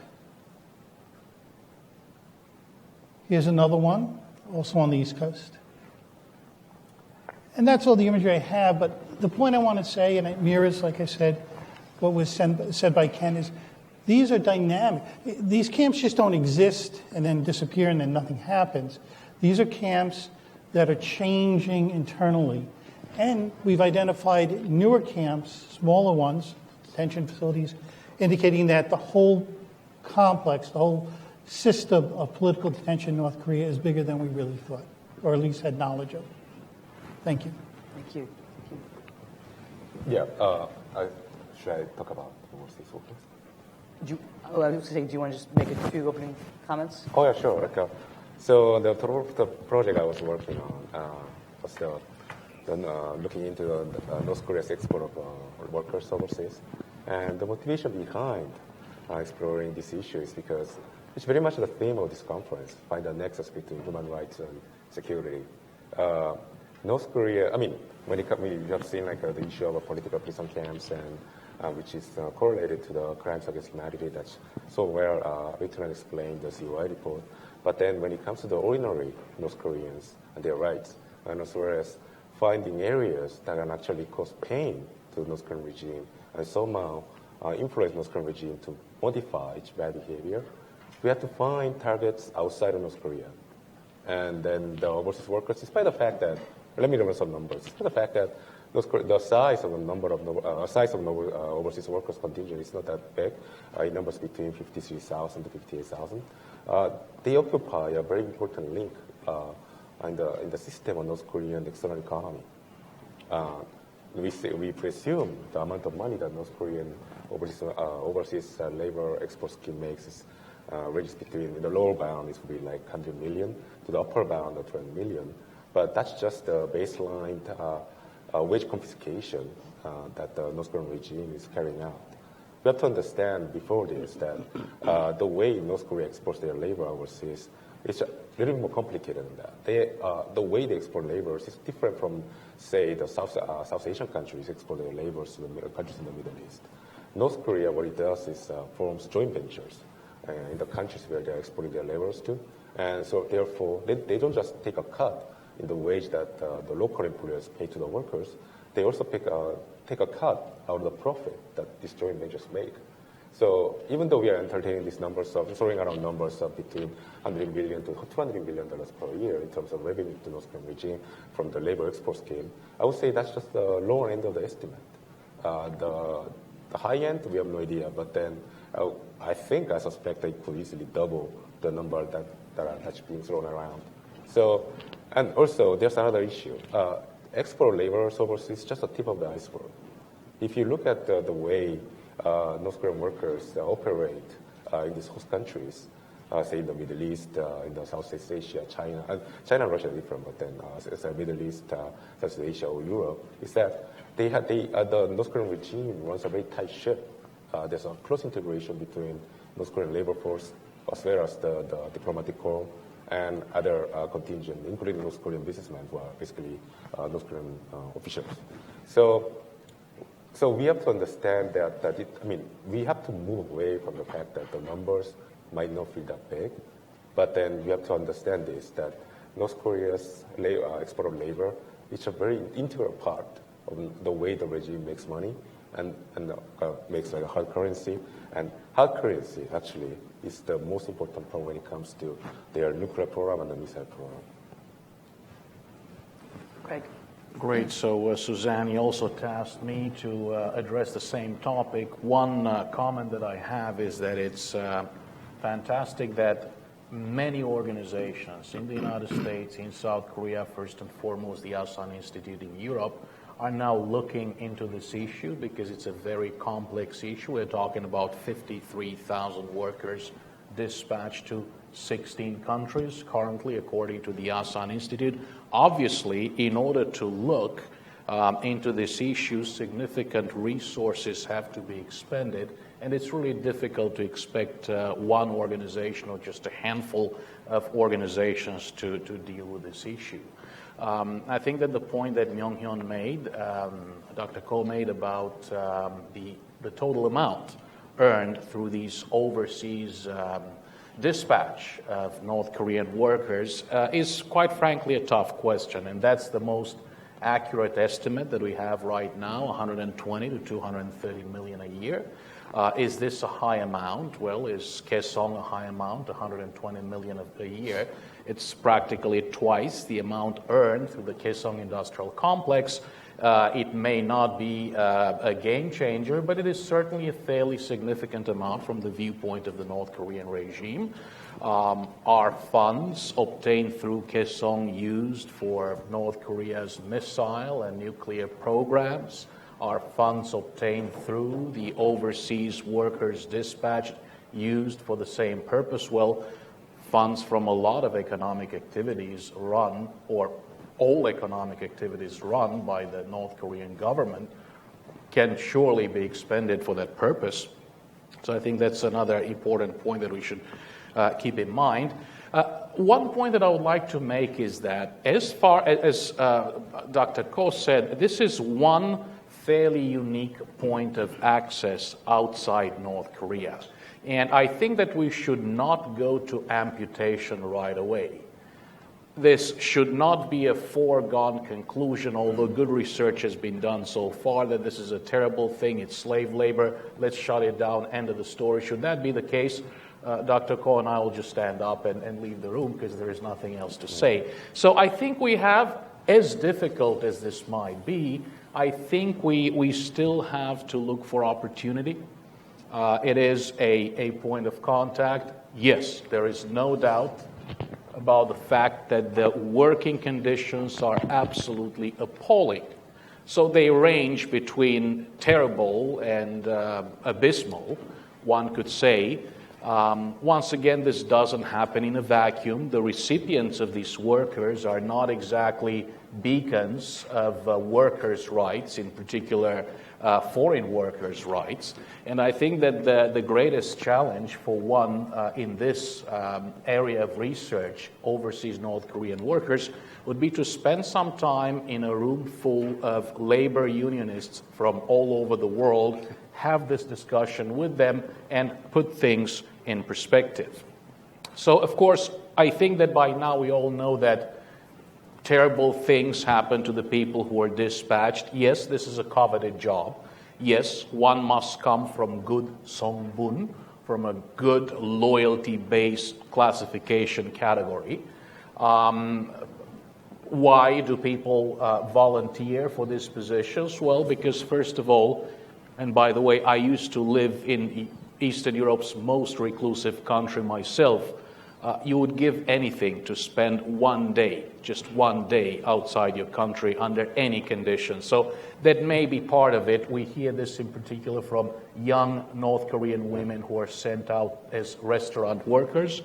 Others try to seek better opportunities for their family, but most of them face bitter disappointment once they realize how dire the conditions are, and once they realize that most of the money they earn is confiscated under different pretexts by the North Korean regime. One particularly moving story, the story of one of these workers who was of good songbun, of course, had to leave a wife and 2 children back home because that is the case. The family has to be held hostage back home. So one day he decided that he wanted to give his family a better life by buying them a color TV. And to be able to purchase a color TV with coupons acquired in exchange for his working as a logger in Russia for 3 years, 3 years of a man's life to purchase a color TV. Granted, this was happening a while back. Anyway, the crisis comes, the famine comes, the system collapses, no more coupons, no more color TV, the family's starving at home. He runs away from his work site, is lost in Russia for 12 years, finally learns how to get to South Korea, ends up in South Korea, has been unable to see his family ever since, has absolutely no idea whether they're dead or whether they're alive. So I think that while we should continue to be mindful of the extraordinarily harsh circumstances faced by these workers, at the same time, and of course Hassan and our other colleagues have formulated a lot of great recommendations pertaining to this particular issue. Of course, we could think of reminding North Korea to abide by its obligations under the International Covenant on Civil and Political Rights and its own domestic legislation to protect the rights of its workers. North Korea should surely cease to grant access based on Songbun status.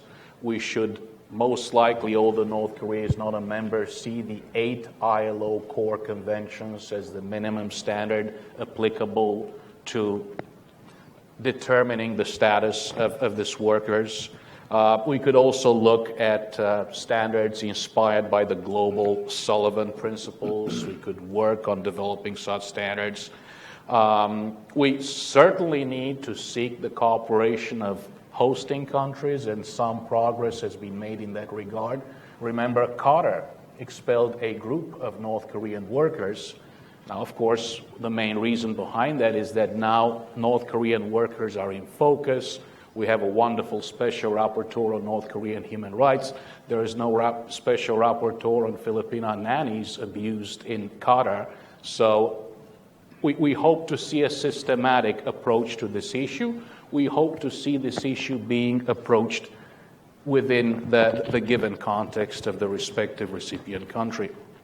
And speaking of opportunities, surely there may be some opportunities to try to seek ways through the host countries to somehow reach these workers over there, although they're under very strict surveillance, at least from 3 site supervisors, and try to ensure that since these workers are operating within the territorial jurisdiction of 16 ILO member states, each and every one of them, they should be properly informed on their rights while they're working within that specific territorial jurisdiction, if not of the rights granted to them through applicable North Korean legislation as citizens of North Korea, as difficult as that might be. And of course, if the nuanced approach doesn't help, all that's left is amputation. And so it goes. Thank you, Greg. Well, Ken, I want to start with the first question. You talked about, you published the report last October, HRNK, the definitive examination of leadership dynamics, the House of Cards, Kim Jong-un, North Korea, House of Cards. You affirmed in that work that Kim continues to be the ultimate decision maker and the sole source of legitimacy for the regime, but had yet to fully consolidate power. So much has happened since October, and you talked about titanic changes, but with the recent purges and executions, what's the situation today regarding Kim Jong-un and his leadership, and is the regime stable, unstable? What do you think? It's stable for now. Again, these purges that we're hearing about, especially the most recent purge of Young Gil, the chief of the general staff, basically these military purges as opposed to some of the more subtle party purges that we don't hear about. Those are not aimed at issues of stability in the regime. Those are aimed at he is basically executing a policy of bringing in a new generation of leadership and thinking into the high command. A lot of these people have field experience, operational experience. They are not political players within the regime, as we had seen under Kim Jong-il and Kim Il-sung. They don't have very deep patronage systems, so that you might have to turn them over in order to try to as part of your consolidation of power process. One thing that we need to understand is North Korea is no longer laboring under a military first policy. The military first policy is over with.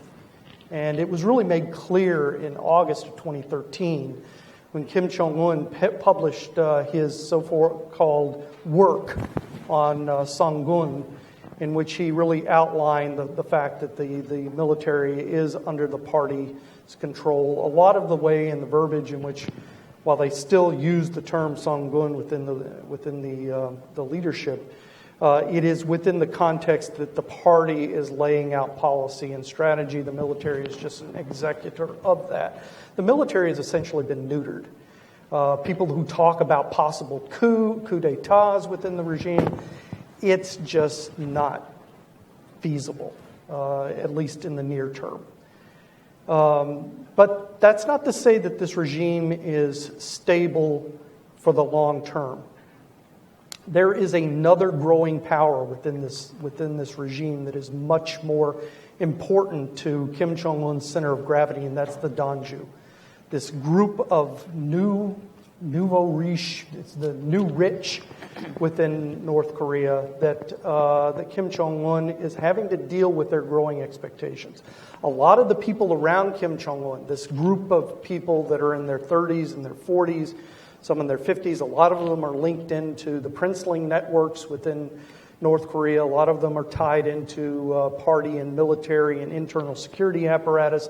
These people are the ones who are making the money through the market system. The regime has now turned the markets on completely full blast. Up until 2014, they were turning it on and off and on and off and on and off. Now, because of the reductions in the royal economy, the money coming into the Kim family itself, through a lot of these, the various operations, such as the workers abroad, through some illicit network operations, although illicit operations in North Korea are on the decline, through a lot of other types of operations that they are dealing to bring in hard currency. A lot of it is going through the Danju. These people have growing expectations within the regime. A lot of why we saw the diplomatic outreach beginning in May of 2013, lasting all of the way until August of 2015, was to try to engage the outside community, to bring in the international aid that is going to create that buffer between the growing, expectations within this element of the regime that is increasingly important to the regime, and the nature of the regime itself, the totalitarian regime itself, the Surong-based system, the leader-based system. If we're now getting ready to approach a major milestone in May of this year when they have the 7th Party Congress. This will be the quote-unquote coronation of the Kim Jong-un regime, in which he will then really kind of proclaim that he has stepped into the shoes of his father and grandfather. But because of the economic problems that this regime still deals with, and when I talk about economic problems, I'm not talking about the economic problems of the people's economy. I am talking about the economic problems of the royal economy. Because that has not been satisfied, he will not have completely consolidated his power. As we go through the next couple of years, if he is not able to fully consolidate his power, we are going to start seeing some changing dynamics between the relationship between the leader and the leadership within North Korea. And that potentially could change his role from being the ultimate decision maker to a consensus builder or somebody like that, creating a system at the top of the leadership that is unsustainable. And at that point, then you really will have instability. You will have pockets of power that will begin to develop around the country. And the ability of this regime to be able to manage its way through that situation, and our ability as the outside world to interact with this regime, will become much more complicated. And within all of this, as I talked about earlier, there is the human rights issue, which the regime is wrestling with right now, but is unable to even really begin to think about how to deal with the issue until he can consolidate his power, which he cannot do without the economic age, which of course is he's created a catch-22 with the Byung-Jin policy of co-development of the nuclear program and the economic program to the point where he probably cannot fully consolidate his power. So I'm looking for the next 2 to 5 years to be extremely interesting of what goes on inside this regime in terms of the internal dynamics and the stability issue that we're talking about. Well, David and Joe, thank you for that PowerPoint, by the way. You're welcome. I always have somebody else do my PowerPoints because I'm always afraid I'm going to do it in reverse or something. But that was very interesting. What can you tell us in the examinations that you've made, and the research you've done, David, the interviews you've done, Joe, studying these camps? What are the kinds of things that you're finding about what they can inform us about recent trends that are happening with the political prisoner camps? I'd love to hear what your thoughts are on the super security. Is it because the eyewitnesses that have been documented, are they afraid of that, or are these people in these camps if they're more concerned about these people escaping, or what is it that you can tell us about what you've observed in the changes in the camps? Well, it appears that the high security areas that we see are more for high important people of value to the government.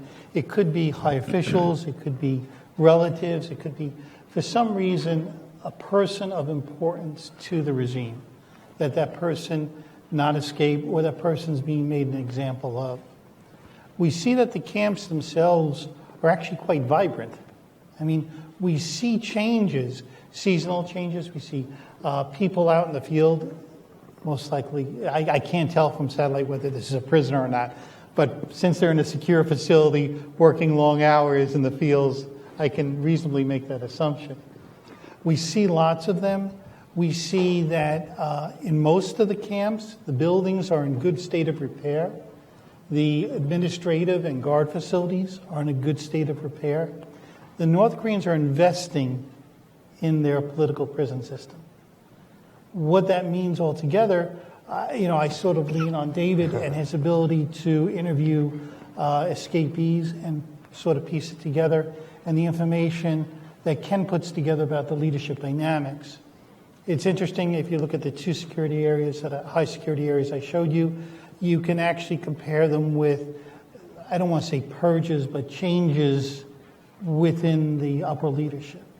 Whether we can validate that with, statements from escapees, I'm not sure at this point, but David might have more insight into that. On that point, I don't. Okay. But can you comment about, you were talking about the more facilities for women, specifically because of the majority of people, the higher percentage of people are escaping from North Korea, they're being repatriated, are women.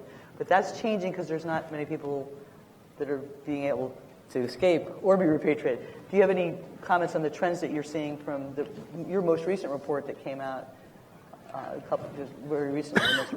Well, there is, I think, one longer-term trend worth mentioning, which is in the recent, and I believe it will continue, decline in the number of persons imprisoned in what we call prison camps, or Kwanli-so.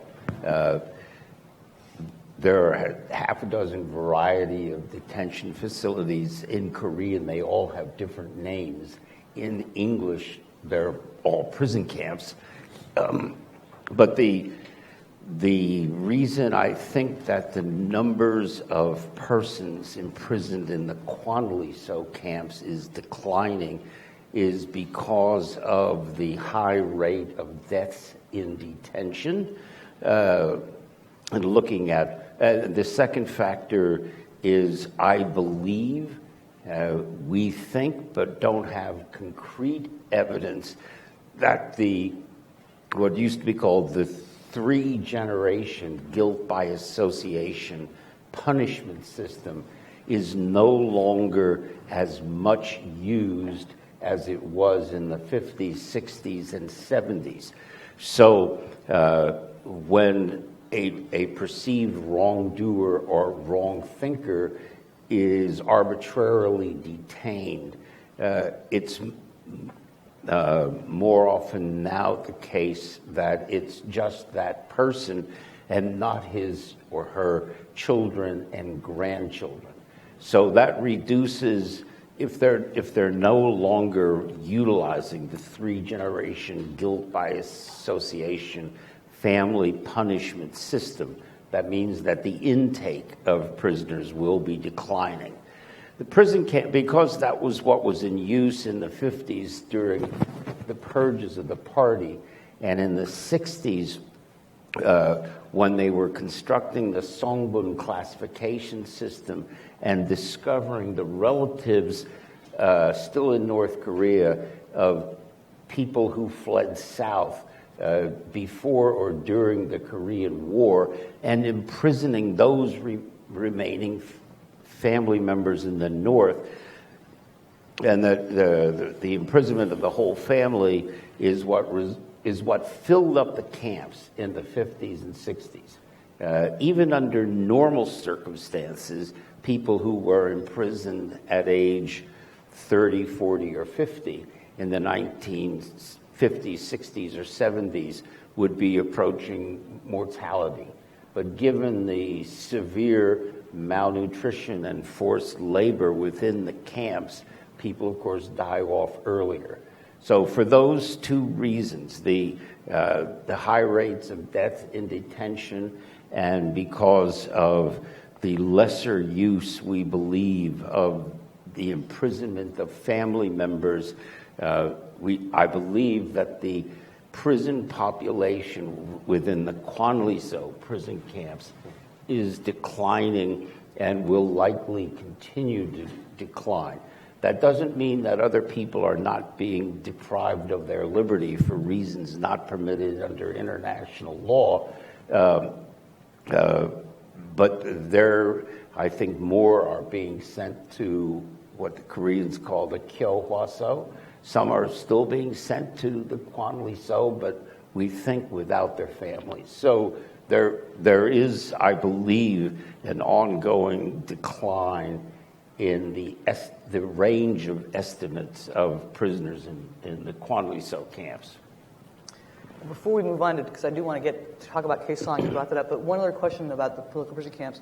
What kind of impact have you seen in the research and the raising this issue at the UN, more and more focus on the political prison camps? Have you seen any impact on how the regime has dealt with prisoners? Because we've heard different reports, but what's your feeling on raising these issues, giving people an opportunity to speak out about it? Has it had an impact on the plight of prisoners? Has it made it worse? Has it made it better? Has it had no impact? If you guys both could comment on that. Well, the answer to that is I don't know. And I don't know who does know. So we can see in the last 2 years an enormous change in the way that North Korean officials and diplomats deal with the issue of human rights, which they are now responding to it, and I think realize that it is an issue that they have to tackle in one way or another if they want to have the respect that they claim they should be afforded. But whether or not any of that translates into improvements in the lives of people on the ground, particularly within the detention and forced labor facilities, I'm not able to say. I don't know. I know that one thing that Ambassador King brought up was about exposing this whole issue on the refugees has led to some improvement by China in raising these issues has helped actually in that situation. But I was curious because we've gotten lots of different views and reports on that, on whether it's had an impact or not. And I know that some people were hopeful because of the consolidation of the camps that maybe that was why, but now we believe it was just because there were so many deaths that's why they did it. Well, I do want to move on because I want to talk about follow-up. You guys talked about the number of workers, the speculation of how much money's brought in, but I want to talk about something that happened recently, Kaesong Industrial Complex. If you could comment, what you think the closure of that will have, how's the Park administration handling that? How's that perceived by the South Korean public? Because some people felt this is an argument that it doesn't matter whether you're liberal or conservative, whatever, but a lot of people thought this is a way to introduce capitalism. This is give people opportunity to have a wage. Others said, no, you're just completely exploiting these workers. So what are your comments on that? If you both, both the two of you could both comment on that, that'd be great. Sure. So KIC, like Kaesong Industrial Complex, I think the closure of the KIC is it's not a game changer. I'm afraid to say that because North Korean regime makes up to $100 million a year out of KIC. $100 million 10 years ago was a lot of money in North Korea because the purchasing power of US dollar 10 years ago was much larger. The North Korean economy was much smaller back then. But 10 years on, with the tripling of North Korean trade with China, there's more money circulating in North Korea. So the North Korea can actually absorb the impact of the closure of KIC better than we expect. So it's not a game changer, I'm afraid to say that. But then we have to understand this. There are many things we have to do when it comes to pressuring on the North Korean regime. Even though KIC is a small piece in the overall puzzle of how to find the buttons that we can push and to change the North Korean regime's behavior.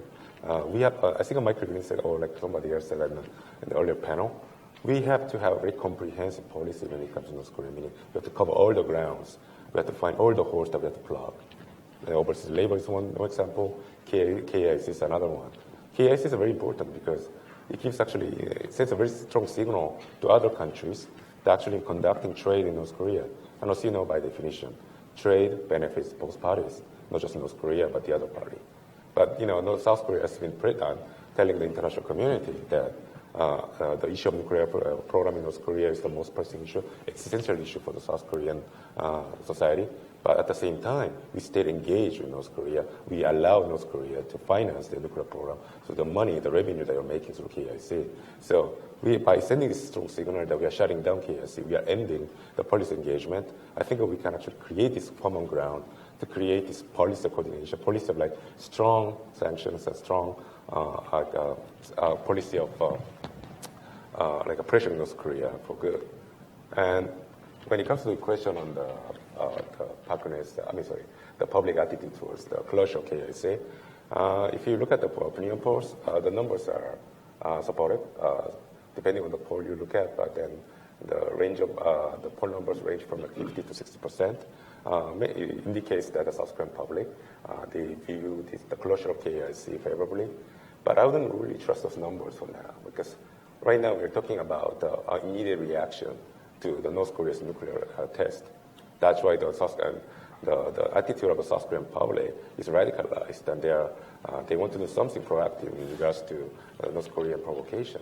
But then my worry is that this kind of attitude, the South Korean attitude, which is favorable to taking a hard line towards North Korea, I don't think it's durable. I don't think it can be long-lasting. The reason is because the South Korean public are used to seeing periodic achievements, positive progress made, appearance of positive progress, I would say, made when it comes to inter-Korean relations. We saw that there are high-level meetings. We saw that South Korean public remembers the presidential summit held in 2000 and 2007. Okay, very good. So we thought that we can make a gradual progress towards reconciliation and bringing peace and prosperity to the Korean Peninsula. Now the Park administration has decided to end the policy. From now on, there will be no milestone that we can achieve for the foreseeable future. The only milestone that the South Korean government has proposed to the South Korean public is the policy of transforming the North Korean regime. We don't know when that can happen. We don't know how that can happen. It's an open-ended policy outcome. So, unless the South Korean government and the think tankers and the others can modify the South Korean public's expectation about the inter-Korean relations in the future, I think it will be very difficult for the Park administration to sustain this policy towards North Korea. Greg, if you could comment on. Right. Well, I think that first and foremost, the closure or temporary closure of Kaesong at this stage in the Park Geun-hye administration marks a significant reversal in President Park Geun-hye's trust politique, given, of course, public support of the closure might be higher than it would have been a few years ago. I think that was yet an act of great political courage, given that South Korea is still deeply divided along political lines. After all, it's been 11 years. The Kaesong Industrial Complex began operating in 2005 for reasons outside the control of the South Korean government or South Korean private sector enterprises involved there. We saw a significant decline in economic activity in 2008 due to the killing of the South Korean tourist at the Mount Kumgang resort. Now again, we've seen this spike in nuclear and missile activity with yet another successful placing of an object into orbit and yet another nuclear test. So it's fairly clear that South Korea has offered the North Korean government a golden goose. The North Korean government has decided to kill the golden goose. That's where we stand. Patience has surely run low in South Korea. Now the question is, thinking of those 10 years of pretty much unconditional investment and aid bestowed upon North Korea, there surely was a long-term goal. And the long-term goal was to change the behavior of the North Korean regime.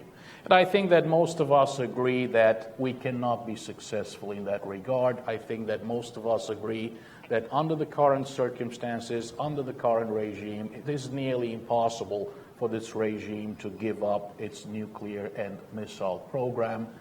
Military provocations continue to recur. We all remember 2002 provocations during the World Cup. I would also say that there was a short to, so this would have been the short to medium-term goal of the Sunshine Policy, but there would have been a long-term goal of those years of enhanced exchanges, and that was changing the hearts and minds of North Koreans through more exposure to South Korea. Probably that didn't have enough time to be tested, and I don't think we will have opportunities to test that again in the future. We're not sure how many hearts or minds were changed at Kaesong. Quite frankly, when the North Korean government shut down the complex, when they prevented those 53,000 workers from reporting for work, we had no idea where they were. We had no idea what they were doing. So the North Korean government has been very good at isolating the social side effects of any interaction with South Korea or foreign countries or foreign operators. I would say that the foreign workers issue is a little bit different. And in the case of Kaesong, clearly, according to the South Korean government, there is a connection to funds being expended for the nuclear and missile programs. While that might be the case with foreign workers as well, I think we have to remember what Ambassador King told us earlier today. Human rights should not be a stick. Human rights should be a goal in itself. And in this particular case, not of Kaesong, but of foreign workers, this is neither a carrot nor a stick. This is a set of very serious labor rights, human rights issues that we're addressing. And the first step should be, I think, to seek ways to redress the current situation. Can I make a quick comment? Yeah, I was going to say, definitely, because we're going to go to Q&A in a few minutes. So please. Yeah, sure. So there's this general perception that KIC was an example of South Korea's engagement in North Korea, a way to introduce capitalism into North Korean society. But then if you look into KIC carefully, you see that the North Korean regime was very mindful of not allowing the capitalism enter the country or the societies. Right? If you look at, Kaesong Industrial Complex is basically a free trade area.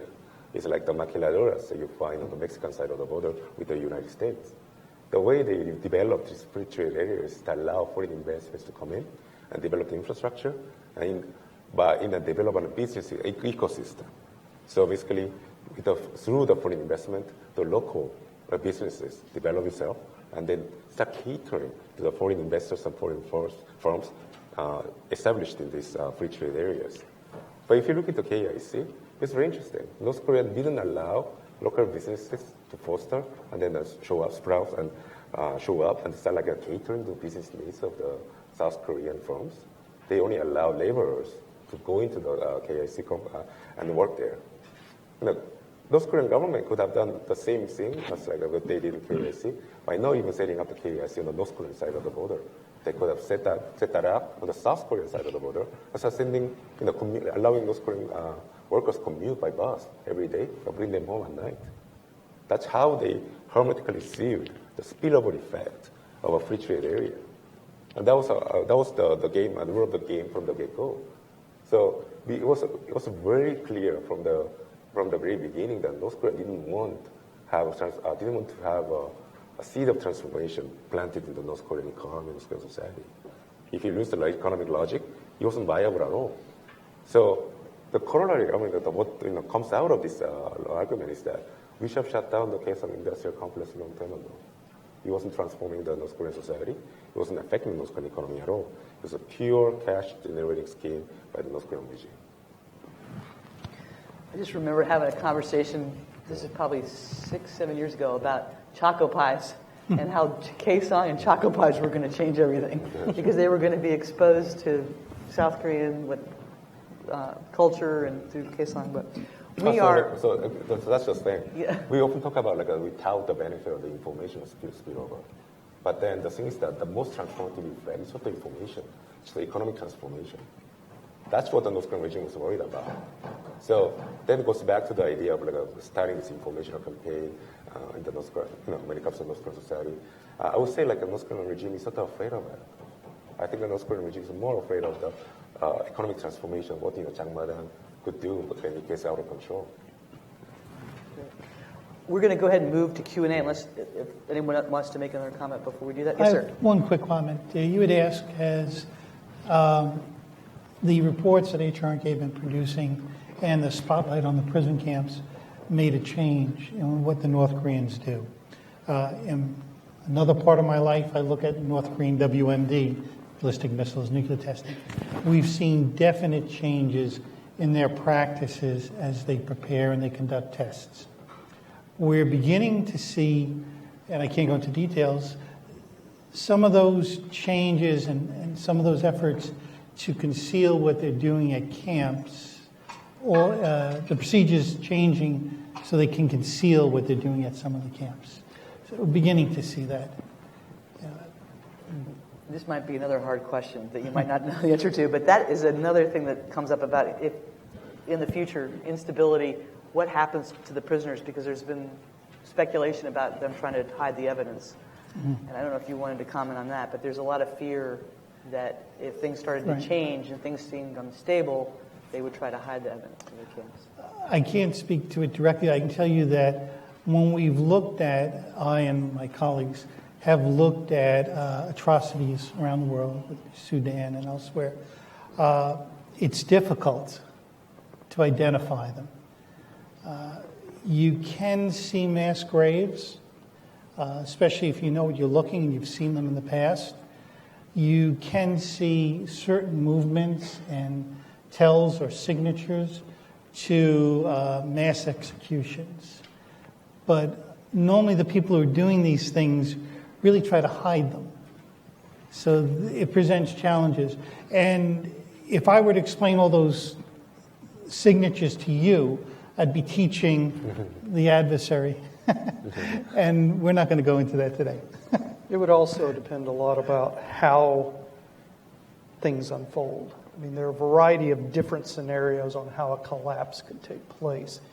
And I think depending on how they wanted to use or cover up the prisoners, part of this calculation would be vis-a-vis China. Part of it would be vis-a-vis things that are going on inside the regime as part of the collapse that's taking place, would impact on how their decision-making on what to do with the prisoners. Ready for Q&A? Or did, because I want to make sure we have enough time, especially with this distinguished and incredible panel of experts here. We could open up the floor to take some questions. I think we have about, Victor, we have about 15 minutes, I think. Yeah, yes, sir. I've been watching my clock, so. Michael Marshall, Global Peace Foundation. Question for Mr. Gauss. First of all, thank you for that book, North Korea, House of Cards, amazing mine of information. Questions two related. You talked about the purges being part of a transition in leadership that Kim was seeking to implement. And you mentioned that the younger leaders he was bringing in had more field experience. Could you say a little bit more about what qualities and characteristics they bring that the older generation didn't have? And then related, the question of corruption and rent-seeking. Is that on the rise among the leadership elite? And if it is, to what extent is that affecting the cohesion of that leadership? Thanks. Yeah. And Joe can speak to this as well in terms of the high command politics within the regime and how the regime has been, how Kim Jong-un has dealt with the military transformation in terms of the senior leaders versus the way that Kim Jong-il and Kim Il-sung dealt with it. Under Kim Jong-il and Kim Il-sung, we saw a lot of people that were being brought up that were very close to the leader for a long period of time. Many of the people had very strong patronage systems that the leader would bring into the regime in order to kind of control elements and patronage systems within the military. Under Kim Jong-un, what we've seen is something very different. We're seeing him bring up people who are highly qualified from the core commands. Yeong-gil had spent time in the Third Corps as well as the Pyongyang Defense Command. These are the Praetorian Guard elements around Pyongyang, and he had a lot of very, very good field experience. Hyung-Yong Chol, who was chief of the General Staff and later Minister of People's Armed Forces, who was executed in May, another person coming from the 8th Corps, very, capable in terms of field experience. What they don't bring with them to the leadership is the patronage systems. They are not political players in their right. They are basically acting at the deference of the leader himself. And so the dynamics of turning these people over is a little bit different in terms of the calculations that you need to make about taking this person out, whether it's going to have broad knock-on effects at the second, third, and fourth echelons of the military. You saw that with Young-ho, where they took out, in the summer of 2012, and that actually caused reverberations within the regime to the point that it really kind of caused a cessation of a lot of policy dynamics that were going on in the regime. They kind of learned something from that. But the people that we're now seeing being brought up into the senior ranks are people with a lot of field experience. The person who's replaced Yeong-gil, Yim Young-soo, interesting guy. I mean, he doesn't fit the dynamic perfectly, but he does have a very strong operational background. But he's also the former Minister of People's Armed Forces, an internal security guy. What that tells me is the next few months is going to be very rocky here in terms of provocation. Because he has not only an ability to play out the issues in terms of operational dynamics, military operations, but he also has a very good understanding of the internal dynamics. And what we see in the regime going on right now is a major upgrade in terms of the presence of people with with internal security backgrounds now playing senior roles within the military and even the party apparatus. So if you look at the high command right now, the two major figures, Ram Kyung-so, the head of the General Political Bureau, a first vice director of the Organization Guidance Department, which is this surveillance organization within the party. And now you've got Yim Young-soo overseeing the chief of the general staff. I think that shows an indication that we have now shifted to a brinksmanship strategy, and they are preparing for the blowback that's going to come in terms of how to handle this both externally as well as internally. And your second question was on, right. I've just written a paper that's going to come out in the next Kinu journal that deals with the first 4 years of Kim Jong-un. And I talk a lot about this rise of the Danju. You cannot overstate the element of power and wealth as being the dynamic that's really driving the train right now, as opposed to military first under Kim Jong-il. It's this power-wealth dynamic. It has led to increased corruption within the regime, but it is also, and I think a lot of what you're seeing in terms of the crackdown on the leadership is somewhat tied to that, but it's also that you're having the absolute vital necessity that the regime get its tentacles into the wealth that exists inside the regime and that's coming inside the regime. It is basically replacing some of that largesse network that we saw under Kim Jong-il, where the average family at a vice director or above level would get some, several $1,000s a year in gifts and things. Well, that's kind of stopped now because they can't really afford to do a lot of that. But what he has done is he has allowed them to tap into some of this. But of course, you have people such as Chang Son-taek who try to dip into the till a little bit deeper than they're supposed to without paying their deference to the loyalty tax. And that has caused some problems within the regime. But an interesting thing to note, and it kind of goes to some of the things that David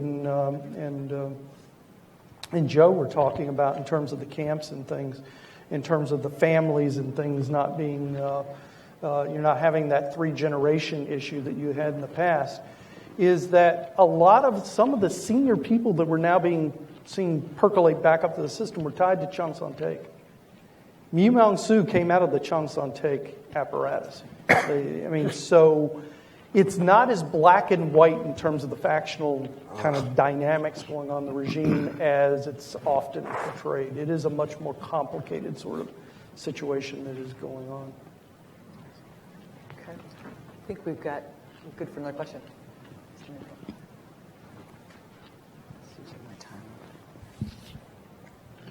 Bill Newcomb, thank you all very much, not only for your presentation, but for all the work that you do in these areas. That's very helpful for all of us who follow North Korean affairs. I have a 2-part question as well. The first one is in terms of overseas labor. A lot of work has been done to identify the where. How much progress have you made on the who? Who's hiring these guys in these places?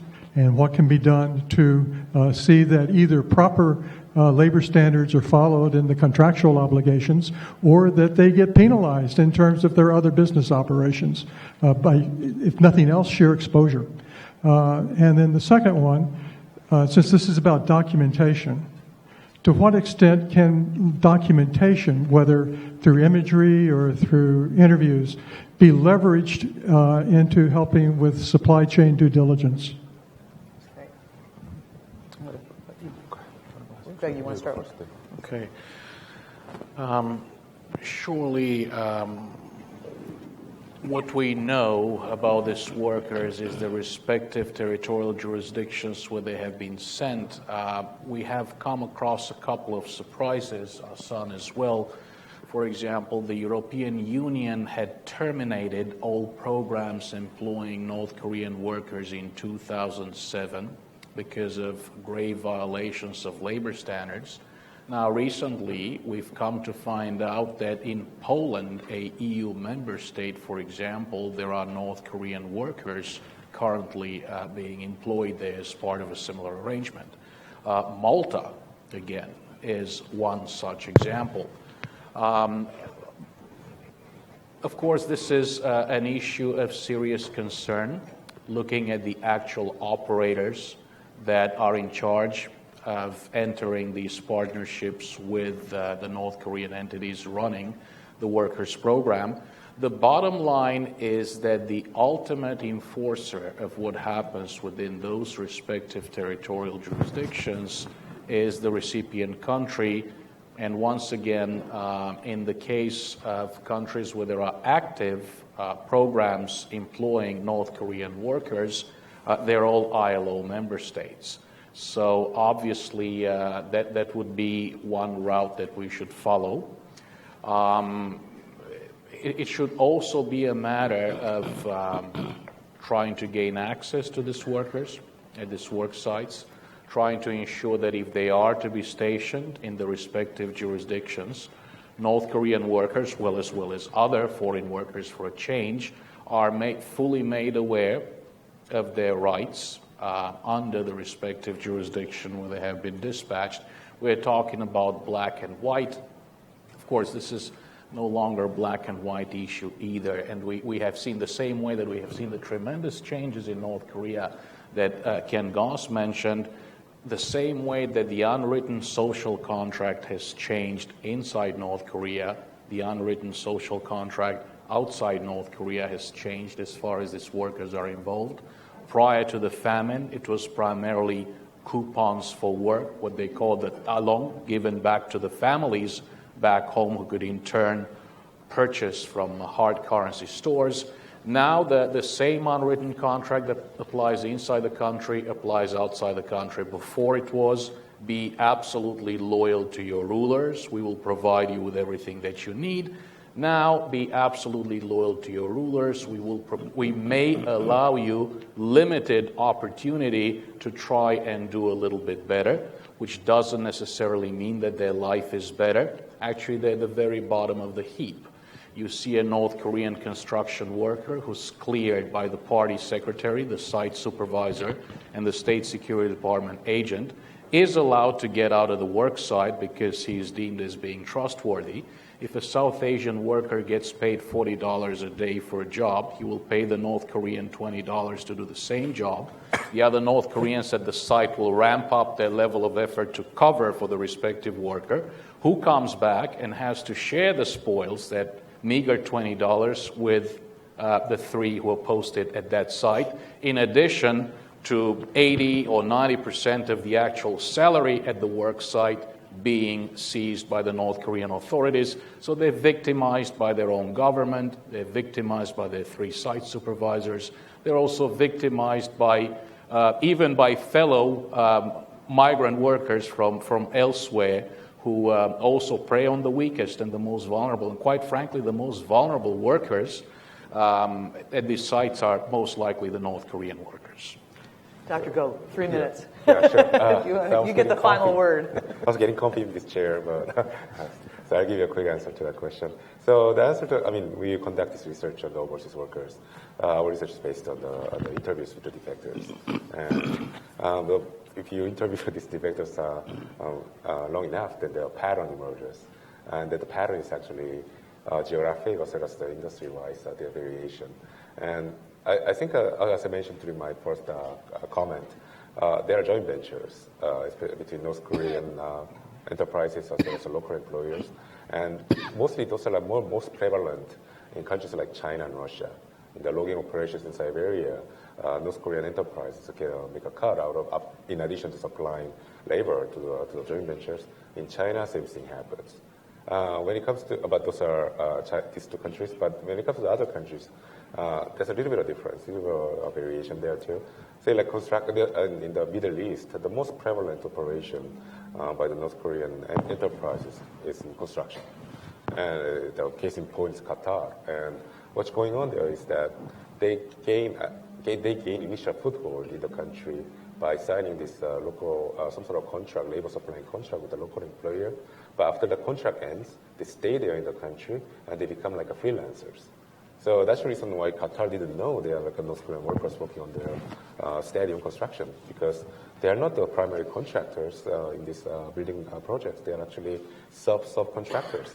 So there are many variations to that, but then as Greg points out, the commonality across different activities and different ways of organizing the labor rotation is that there's always the official, North Korean official diplomatic corps involved in these operations.